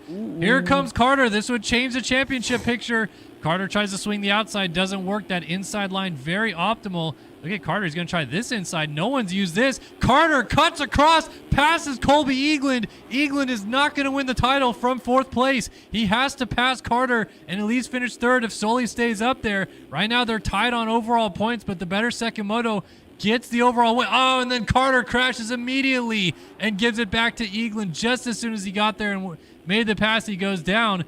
Don't look yet, though. Braden Castellaneta's inching up on Eagland as well, so there's other players still in factor here. Yeah, this night is shaping up crazy. Honestly, if you watch, Braden's still the only one doing that line is absolutely insane to me, that triple on. But if you came here tonight after watching the real-life winner-take-all race kind of go to hell once Sexton went down early, showed up to this. We thought the 250 title was already done. That ended up being a huge surprise. Now this 450 class is ending about as good as possible. This is just absolutely insane. Will Colby Eaglin be able to get up? Can the other guys stay on 2 wheels? Can Luke Sullivan get up into first and take this into his own hands? Who knows? 3.5 seconds from Sullivan to Shirley out front. Eaglin, after a crash, 15 seconds back. Can't really do much, but try to put in hot laps, keep it on 2 wheels, and pray for something to happen. He's about as far forward as he can get on his own. Man, this is all going to come down to if Castaneda puts some pressure from the back of Eaglin. Does Eaglin keep it on 2, or does Sullivan make something happen out front? This is absolutely insane, and we are getting exactly what we wanted here with the finale here at Las Vegas. 5 minutes and a lap left to go in this race, and I feel like this is finally the pressure getting to Eaglin a little bit, because now that Carter gave him some breathing room, he just started making even a little bit more mistakes and allowed Castellaneta right back into the picture frame here. So, and don't look now, Luke Sullivan is catching Seth Shirley again out front, so it might not even matter if Colby Eaglin hangs on for 3rd or not. But this is the only thing that he can do at this point in time to help his chance at winning this title. He's in position, but if Castellaneta gets him, he would be out of position. And like I said, Sullivan closing up on Shirley. They're about to hit lappers. There is the gap on your screen right there. 4.5 minutes plus a lap to go. And lap traffic coming into play. Going to go down right in front of these guys. Ooh, Sully almost off the track right there. A little mistake. And Shirley's trying to regroup and hold the position.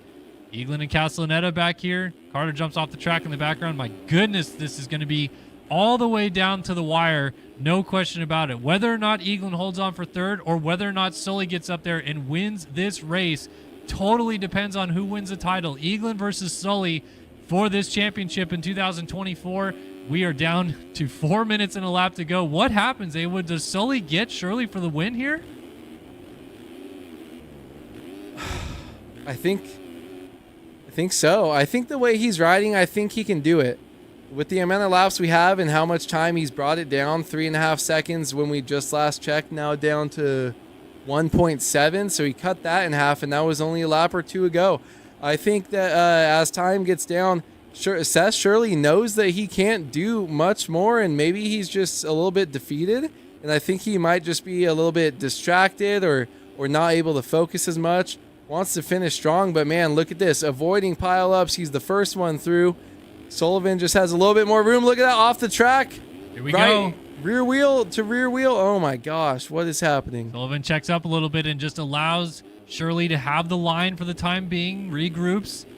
This is for the title right here, people. Luke Sullivan can win this race and win the championship with it if he passes Seth Shirley, the rookie in the 450 class, who himself still actually has a shot at the title if things go awry for Colby Eaglin in the background. Little wobble there for Shirley on corner entry. Sullivan is pushing him to the limit here. Let's see where he even thinks of a passing opportunity as well, or maybe does he just wait for a mistake? How about this? Crosses over to the race lead. Luke Sullivan hard on the brakes, gets it done. Holy smokes, that move. It came out of nowhere, and now he leads here in Las Vegas. 2 minutes and a lap to go, and he's in position to win the title.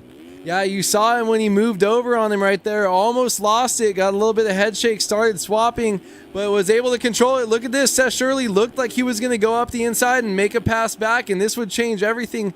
It's crazy because it's changing Luke Sullivan. Colby Eaglin is just sitting back there praying that something happens up front. Luke Sullivan needs to go down, or Seth Shirley needs to make a pass back for anything to be good for Eaglin back there in third.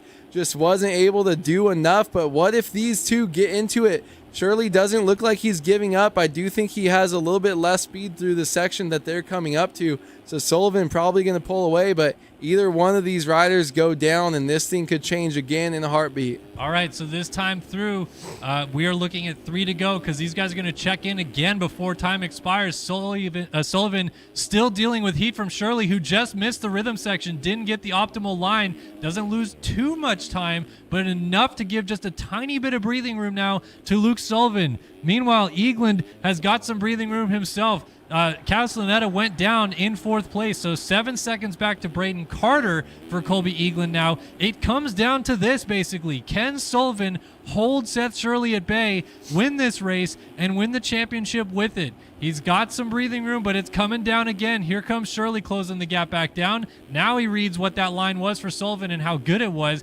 switches back to the outside and follows him through. Man, Sullivan's hitting his marks though right now and making Shirley really work for it as we come down. We're going to about 35 seconds on the clock this time by, so 2 laps to go for Luke Sullivan. I thought he was going to go off the bike right there, a little bit long on the finish line jump, but A-okay so far. Shirley, you can tell as well, he wants to win this moto, even though it's not going to be for the championship. He just doesn't want to go down without a fight.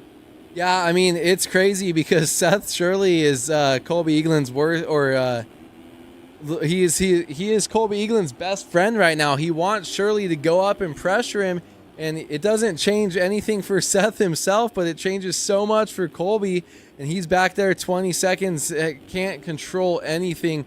Luke Sullivan, though, is looking great right now, getting everything pretty damn smooth, getting around lappers when they go down, and he has just been hard fighting, hard charger. Shirley I came into this race Shirley down, so that's going to give so much more room to Luke out front. I came into this race picking Luke as my favorite. I thought he was going to be the one to take it down, but Colby Eaglin surprised me with his great first moto, and just honestly not going to be enough because Luke Sullivan's first moto was good as well, and second moto matters just that little bit more when you got the tiebreaker. So, man, crazy for Luke right now, going to be taking this championship home if nothing else changes. Yeah, here we go. He's coming to get the white flag this time by. There is Shirley. Meanwhile, here comes Carter closing back up on Eaglin again. This is not going to matter whatsoever for the championship unless Luke goes down out front. But Carter, I feel like, wants a slice of Eaglin here to wrap this thing up and maybe get into third in the final moto of the year. We'll keep tabs on this battle as well as what's going on out front. Luke Sullivan is coming to the white flag this time by. One more lap for all the glory for Luke Sullivan, who was third in the first moto. He went 3-1 at Charlotte to win the opening round of the playoffs. He got second last week in Texas at Texas Motor Speedway, and then comes right back again this week trying to go 3-1 and win the World Championship for 2024. It's been a valiant return to racing after missing a lot of the outdoor season. He has been so good, and he sits on the precipice of glory in MX Simulator. Yeah, the crazy thing is right now, Luke Sullivan, his gap back to Seth Shirley is 12 seconds. So honestly, if he goes down, falls off the bike, he still will most likely get up in front of Seth right there But and you know still what? hold this position. That's a problem because if Shirley crashes now, Eagland will move into second place and go 1-2 to the 3-1 and win the championship. So he absolutely needs Seth Shirley to stay on two wheels here. That's wow. Yeah, I mean, this whole time Eagland was praying for something to happen to either Luke Sullivan and for Shirley to keep it on two wheels. Now he's begging Seth Shirley to actually go down so that he's able to get that position. And Seth Shirley, for someone who was in the title fight, winner take all, and then after the first moto getting fifth, kind of seemed mathematically impossible. Once he got into the lead, he still has a huge. Oh my goodness. That was a lapper who I believe was Eagland's teammate that was trying to mix things up right there with Seth Shirley. It doesn't go in the favor, though. And right now, at least provisionally speaking, this is going to be it right here. Here it comes. He's going to win Las Vegas with a 3-1. Luke Sullivan wins here in Las Vegas to put the heat on Colby Eagland. And with Seth Shirley coming to the line to finish second, that should be enough. Luke Sullivan is the 2024 MX Simulator World Champion. Wow, absolutely amazing race. Crazy finish. Hopefully that guy gets in trouble that tried to shake up the race. Luckily, nothing happened, and Colby Eagland was able to finish on his own, just coming up short with a 1-3. So we had a 1-3 for second for 4 points for Eagland, a 3-1 or 2. 3-1 for first out of Luke. For four out of, oh my gosh. So they tied, but he won the tiebreaker with the better second moto, and a 5-2 for Seth Shirley. Just absolutely insane racing here tonight. The way that this winner take all showdown kind of ended up, I feel like we couldn't have asked for much more, Kellen. That was honestly one of the best races all year, and it's cool to see a championship title fight like that in these playoffs come down to the best three guys performing. I didn't think my key to the race was going to be that important, but man, all of these guys finished strong, ended up on the podium. It's just about where they ended up that decided this championship. Unbelievable how this whole night went is crazy. Neither person who came in with the red plate in either class is a champion at the end of the night. It is Luke Sullivan and Rasmus Balzer in MX2, or 250s I should say, that walks away with the championship. We're going to wait for cuts just to make it official, and they're about to be official, and Luke Sullivan can start celebrating his world championship. One rider still to cross, and there we go. It is official. Luke Sullivan, the 2024 MX Simulator World Champion. Unbelievable. And now I got to see if he is going to be up for a bit of a call here so that we can talk to him about winning this thing, because that is incredible. Unbelievable. I mean, just unbelievable that this went this way when all is said and done. That's crazy. I don't even. This night was so much better than I thought, than I was expecting.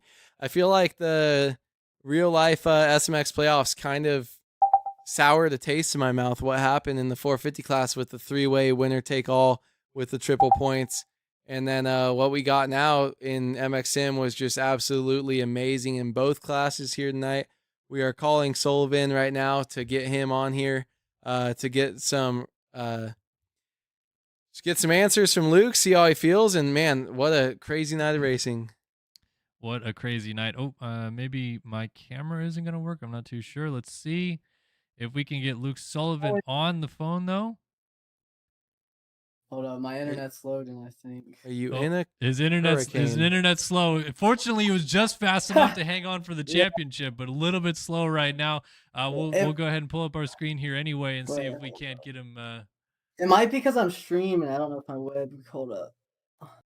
Hold on. We're gonna talk to the champ here in just a minute as he gets stuff sorted. But man, there he is. There is our newly crowned MX Simulator champion, Luke Sullivan, man. Dude. Holy that smokes. pass, bro. I don't even know how. I was so locked in. I was like, dude, this is the only place I know where to pass them. And I just fucking ripped that shit.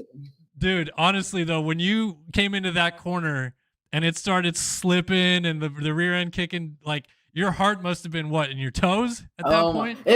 I was fine all race, and then I got the lead for a second, and I was like, "Oh fuck!" I was like, "I'm shaking, bro." That was That pass, yeah, that pass was crazy. I thought you were going down because you're coming in at such an angle, and there's like those two ruts that go over that yeah. inside roller there. And I was like, if you get a kick, that's such a bad spot where you end up going over the nose and falling off. And just the fact that you were able to wrangle it in and take it was cool. Because other than that, you were kind of at the liberty of whatever happened with Seth up front, and you Oh were able yeah. to like take control of it on your own, which was cool. But Yeah. man, yeah, great pass, great race, and that was fun the way that things shaped up and how close it was. Oh yeah. I mean, Did you have someone telling you the points during so yeah. like the math, everything?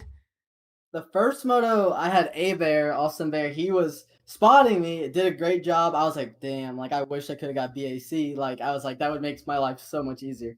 And then the second moto, right before, no one, one guy didn't show up, and Bear was the alternate. So Oh, Bear okay. raced, and I got Jeff Cooper to spot me, and I finally got a hole shot. First hole shot I've ever got in this game. I've never hole shotted in this game while racing pro after 5 years. And Oh my You of got gosh. course, it by like a knobby too, by the way. I dude. called you And then I second threw the moto. quad. Then I threw the I quad right I after. didn't I was know like, you oh my never god. hole shot there, else I wouldn't have picked you. I think twice to hole No, shot tonight, but Come at on, least you did Haywood. it once dude. by a freaking knobby. Oh my I go gosh. down on the start belt every race. So I was like, just praying. Finally got a better drive than Seth on the start, and I was like, thank the Lord. But yeah, so Jeff, getting off topic. Jeff Cooper was telling me the gap. He doesn't really tell me the gaps. Because the scoreboards on the track, genuinely, Jeff wasn't talking to me because he was trying to let me lock in, but I knew what was going on. Like I saw, and Jeff thought I had to get second just to win it, and me and Austin knew I needed first. And like go back to last week, I was like, I rewatched the VOD, and I was like, dude, I didn't catch Shirley at all. Like I was like, I thought I was like gaining on him like those last few laps last week in Moto 2, and I didn't. And I was like, all right, I'm just gonna have to go for it. I was like, I don't want to lose by just getting second. And then I saw him 2 laps because I was close enough to see him go like through that section, and that was my fastest like part of the track for me. Those little sand to the outside, and all race I was taking the outside and passing people, and I saw it and I got close enough, and I was like, dude, if he goes inside, I'm just gonna hope he hits hits it normally where he jumps out and just try to get a drive. And I got like a perfect drive, was holding it in because I thought he was gonna get on my inside, and he let off, and I was like, oh crap, it worked. I was like, oh my god. I was like, this actually works. And then yeah, so I was shocked, man. And I can't, dude, the crowd noises suck because I'm in first the last 3 laps. All I hear is crowd noises. I'm like, dude, Shirley, I swear, if you go down and let Colby pass you, I was so paranoid if you watch my VOD back. I was like Yeah, freaking out. he went from your enemy to then being like, yeah, you guys, I feel like everyone wanted something to happen with Seth Shirley at different points in the race, whether it be Colby Eaglin. He's like, please stay up there. And then once he's behind you, you're like, please stay right there. Don't go any Yeah. further back. Like you wanted him to be around you. I really like that all three of you guys finished in the top 5 because this was the first time it was easy for us to do math. Finish Yeah. in the top 5 first moto, then battling over podium spots, and we were able to like follow it completely. And can you see that giant billboard? I really like with that big double going into the outdoor section. Mhm. Was that like your Mhm. spot to check every lap and see where everyone's at? It was actually, even though that one was easier to look at, I was getting so sketchy out that quad that like I was so locked in on the outdoor section because you get swapped instantly. I was actually looking over the finish because everyone was struggling with that over under, and I seemed to have the timing down. So I would look like for a second, like just see like I didn't really look at gaps until I was looking at me and Shirley's because I have like the black thing on the gap, so I don't know gaps at all. And I saw it going out with Shirley, and then I saw Colby in third, and I was like, oh gosh, like I gotta just go for it. I just gotta do it. Earlier in the race too, you were doing the 2-4-4 down the rhythm section, and Braden was going triple on off, quad Oh single. my You god. put him over the berm though. Did you think like I got to do this because I can't have him keep trying to pass me? Yeah, there was, well, first off, on my screen, I didn't touch him. I did not touch him on my screen. I said this like yeah, 'cause, this is the one thing I love about the VODs that most people watch that they hear my reaction. Like I feel like I'm a pretty nice guy. Like I don't like to race dirty. Like I'm just chilling. Like and if instantly as I see Carter go over the berm, I'm like, I swear I didn't touch you, Carter. I was like, I swear. But was I upset? No. I was stoked he went over the berm because he was so fast. I didn't think he was gonna crash at all. Like Carter, when he gets a lead, it's hard to beat him. Like it's and I saw him crash in like the triple double section. I was like, oh crap! And then he gets up right behind me, and I'm like, oh god, I'm about to be in for a treat for the next 15 minutes. And he was doing that line. And it scared the crap out of me the first time because if I was an inch left, we were going down. Like Yeah. it's crazy how close you can get with first person, but for me, it looks like we are so close. And then the next lap, I knew he was gonna do it, but I wasn't gonna switch to it because I hit it twice in qualifying, and I was like, I'm not gonna do that. And like I knew I got that last little burst. Like he would have had to hit that section in that corner perfectly to sneak around my outside. Like he was kind of testing his luck on like getting around me on the outside, if I'm being honest. Like that was like Yeah. a pretty bold move. But I mean he was going for it. I don't blame him. So And then at one point too, he, like we said, with Shirley being friends with you and Shirley being friends with Eaglin and different points of the moto, Carter could have helped you win the title as well if he could get Eaglin while you guys were battling for the lead. He was battling with Eaglin. Were you oh, yeah. aware of that battle at all? Like, was anybody telling you or nothing? Jeff, as soon as I got in a second, he was like, I'm not talking. Like he knew, like I just needed to lock and like I didn't know they were battling, but I could see where they were at on the track, and I saw BAC and Cole or Carter behind him, and I was like, well, those are two really good options. Like if someone needs to pass Colby, like I was like, those are two really good guys who can do it. But I was like, honestly, I really put it on myself. Like I was like, I just got to make the pass. Like there's nothing. I don't think Colby's gonna go down. Like Colby has won 2 titles in this. I've never won a title in this game at all. So it's like I was going against 2 people who have won like 3-4 titles each, or like so. It was kind of a new experience for me where I knew they would kind of know what to do. I guess. Yeah. Well, you made a hell of a pass, like we talked about, for the Yeah. lead. Did you think that's where you were going to do it, or were you thinking like, this might come later in the lap? I got to think of where I can make a pass, and then it just happened there? Um, it's hard because I feel like I mean, I don't really know how the lap times are like were. I wasn't really looking like I knew I barely ran like 140s. Like it was like 139, 138s. Like I was holding a really good pace, but I was so worried because I was behind BAC that first one. I didn't know where to pass him. And then he made that mistake over the over under. And I was like, maybe he's a little frazzled. Like I was like, maybe frazzled. I don't know. It's a video game overall, but people still get frazzled, I guess. So, and then A Bear was in my call, and he went down in the inside rut like after the split section. So he called it out to me. And I almost died right there. Like you could not see the berm at all. Like I'm barely lucky I made it. And then because you jump into that sand and you can get such a good drive. And I saw him go inside, and I just passed multiple people there like all night, and I was like, dude, if I like it was really if I get a perfect drive. That's why I was so excited about the pass because like I had to hit that rut perfectly or I wasn't gonna get the inside rut and he would have just had it. And other than that, I really don't know where I would have made a pass because Seth's so good. Like we were gonna be follow the leader and hope for a mistake. Maybe the quad section, like just because we were barely clipping it sometimes where it would make us nervous to hit it a little bit, but I mean, other than that, I don't really know. I was just kind of hoping. Unbelievable. Anything else for him, Andrew? I mean, this the world champion 2024. Look at him here. Yeah, just congrats. That was awesome. I like that all 3 of you guys tried to, control your own destiny and go out there and you didn't at the time you didn't need to pass into the lead and you went out there and you did it just to gain that extra confidence and get that extra spot to guarantee yourself the win. So great riding by you and congratulations. And these interviews last couple weeks too have been fun. So hopefully we'll see you at A1. Have a good off season and congratulations. Yes, sir. Yeah, Thank man. you. Yeah, I was gonna say just congrats from my side too. Anybody you want to thank, man? A hell of a year.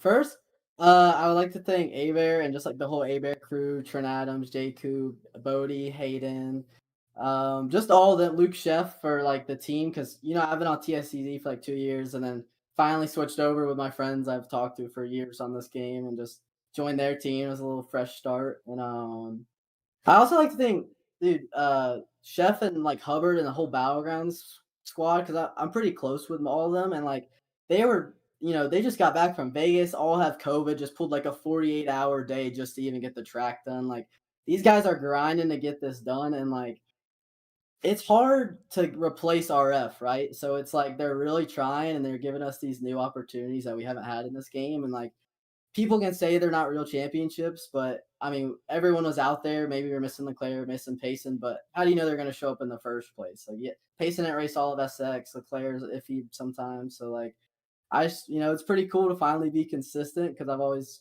I can win every once in a while, but never can go back to back to back. And I think the worst I finished was fourth. So I just appreciate everyone that was spotting me and everything. Yeah, that's awesome, man. Well, again, from our side, many, many congratulations. A hell of a championship run for you. And yeah, go celebrate, man. Go back on stream and pop some champagne with the boys or something. I don't know. Have a good time tonight, though. Thank you. Thank you for streaming too. Sorry, I meant to. Oh, you don't have to thank us, man. No. You are literally the reason this game is still alive, and we appreciate you so more than you know, bro. More than you know. We appreciate you so much. So, well, thank you to you and all the tracks. It's sick races like that tonight is why we keep coming back. I mean, good Lord, that pass for the win. Like one of the better passes we've probably ever gotten to call. So sick. So that's awesome. Yeah. Congrats, man. Kudos to you. Go celebrate. Have a good time, man. Yes, sir. Have a good night. All right. That is Luke Sullivan chatting with us about winning the MX Simulator Championship in 2024. Andrew Wood bringing it at home here for us tonight. Holy crap. Holy crap, what a night. I can't believe that both red plate holders didn't win.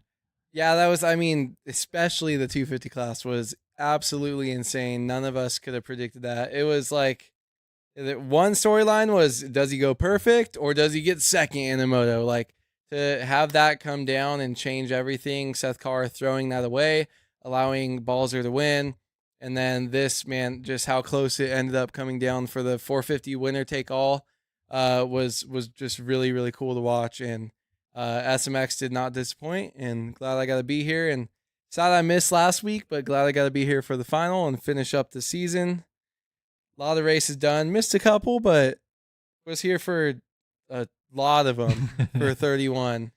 Probably the most I've done yet, maybe? I don't know. Stuff seemed to match up pretty good. Yeah. Missed a couple but it's a good year. It's fun, and man, I love it. I appreciate everyone for coming out and love the racing we get to call each and every week. No, it was honestly, it was a hell of a fun year to call.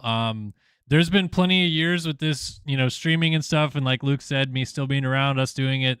There's been years where I'm like, I don't know if I can come back. Like it was either boring or it was just a long year or whatever. Yeah, drama. I'm like ready for A1 tomorrow. Like I want to, like let's go racing again, man. This is crazy. So.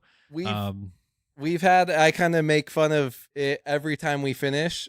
We turn the stream off and we cut, and I go, dude, that was awesome. Yeah. Or I'm like, that was the best race that was the best race yet, best race of the year. And I swear to God, I wish I had a camera on saying this. You guys would be laughed because I've probably said it 15 times this year. Yeah. Saying that was one of the best races, most fun. That was so cool.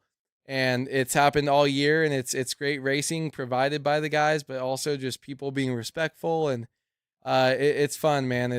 We're getting older, and we're seeing new fresh faces come up, and it's fun being able to do this still, and I'm glad that people watch it and still enjoy it. So. Yeah. And by the way, I see Rasmus Balzer in chat redeeming stretch for us, so we got to stretch before we go out. But yeah, sorry we didn't get a call in with Balzer tonight. I don't even know that he'd want to. I'm not sure his English is good enough, or maybe he wants to. I don't know. We'll hang out here for a minute and see if he's interested. But disappointing for Seth Carr, obviously not winning the championship, but like it's cool to see the parity still there.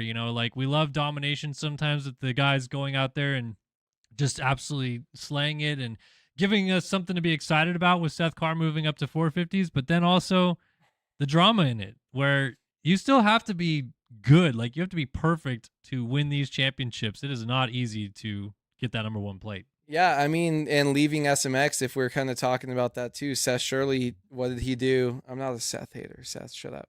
Seth Shirley moved up, basically won a race, and just stopped because he was like, haha, check this out. I just got a 250 or I just did this. I can also win 450 Supercross. Braden Carter, all you guys watch out. Yep. Showed us what he can do. To me, that's storyline of coming into A1. We're going to have Braden Carter, Seth Shirley moving up. You're going to have Leclerc. You're going to have Eagland. You're going to have Castaneda and Hubbard Holeshotting and all these things. And you're going to have this stacked field as well as people potentially moving up, right? Does Seth Carr have to move up or who else? Like Balzer, some of these guys are going to defend, but 450 class is going to be absolutely insane next year. As long as these come back, because the talent that we have in the 450 class right now is the best and deepest it's ever been, I think. Yeah, and well, look, we get to look forward to 2025, and who the heck is going to stop Braden Carter? Four-peat, four-time Supercross champion. Still hasn't got the all-time wins Seth record, Shirley. but he's right there. And yeah, Seth Shirley going to be there. Seth Carr probably will be on a 450 come January as well. And there's a lot of other scares names. me. Like, look, Colby, That scares me. Colby Eagland has been like, he can't hang his head low this year, I feel like, because at the end of the day, he's scored more points than every single person on a 450 this year. Yeah, he was the most consistent. He just didn't lock it down in either of the series. But yeah, when you go out and you could say I'm the best all-around racer, Colby Eagland is able to say that because of the Grand National Championship and the points that he got combined. Someone came through and took it away from him in SMX, but throughout the two main series, he was the most consistent. So yeah, it's gonna be wild. I'm excited. Can't wait. We need some time off. We got to go golf a little bit, focus on some baseball. Yeah. Playoffs more important than dirt bikes. But Yeah. we'll be back. We'll be back. We'll be back in 2025 to call the action. But honestly, from the bottom of our hearts, thank you, everybody who showed up this year. Everyone who subscribed on Twitch, the subscribers on YouTube, of course, the donations that rolled in. Very, very much appreciated, and we can't thank you guys enough for the constant support over the years and even following us over to the new YouTube channel, and it seems like numbers are good there too. So massive thank you to you guys. Of course, big thanks to the Design Lab Co. as well as ShopFreddy.com coming on tonight. Design Lab Co. with us all season long, backing the stream, making it possible for us to go and call this action all season long. Honestly, it wasn't a Race Factor race tonight, but RaceFactorGaming.com deserves a lot of credit for all the stuff they still do for the game and being there all season long as well. And, of course, a huge shout-out to the MX Simulator Battlegrounds crew for putting these three tracks together, these three races on, and making it all happen all season long as well. So we're going to sign off for 2024 and hope to see you guys back in 2025. Anaheim 1 will be right around the corner, and I'll be a two-time dad by that point as well. So that'll be fun. Very excited to show you guys him when he gets here. All right. For Callum Brower, Andrew Wood, all of us here at Start Your Systems TV, and everybody that makes the show possible, we thank you for watching MX Simulator action in 2024, and we'll see you guys in 2025 at Anaheim 1. So long for now.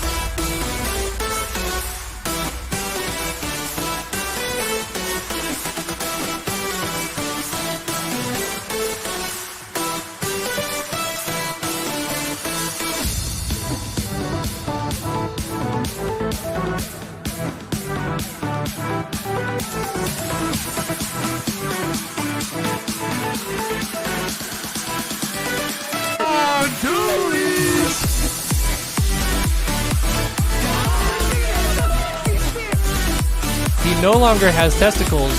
If you're a desk chair, you'll definitely sleep on it every single night. No question about that. Later, Whisker Biscuit.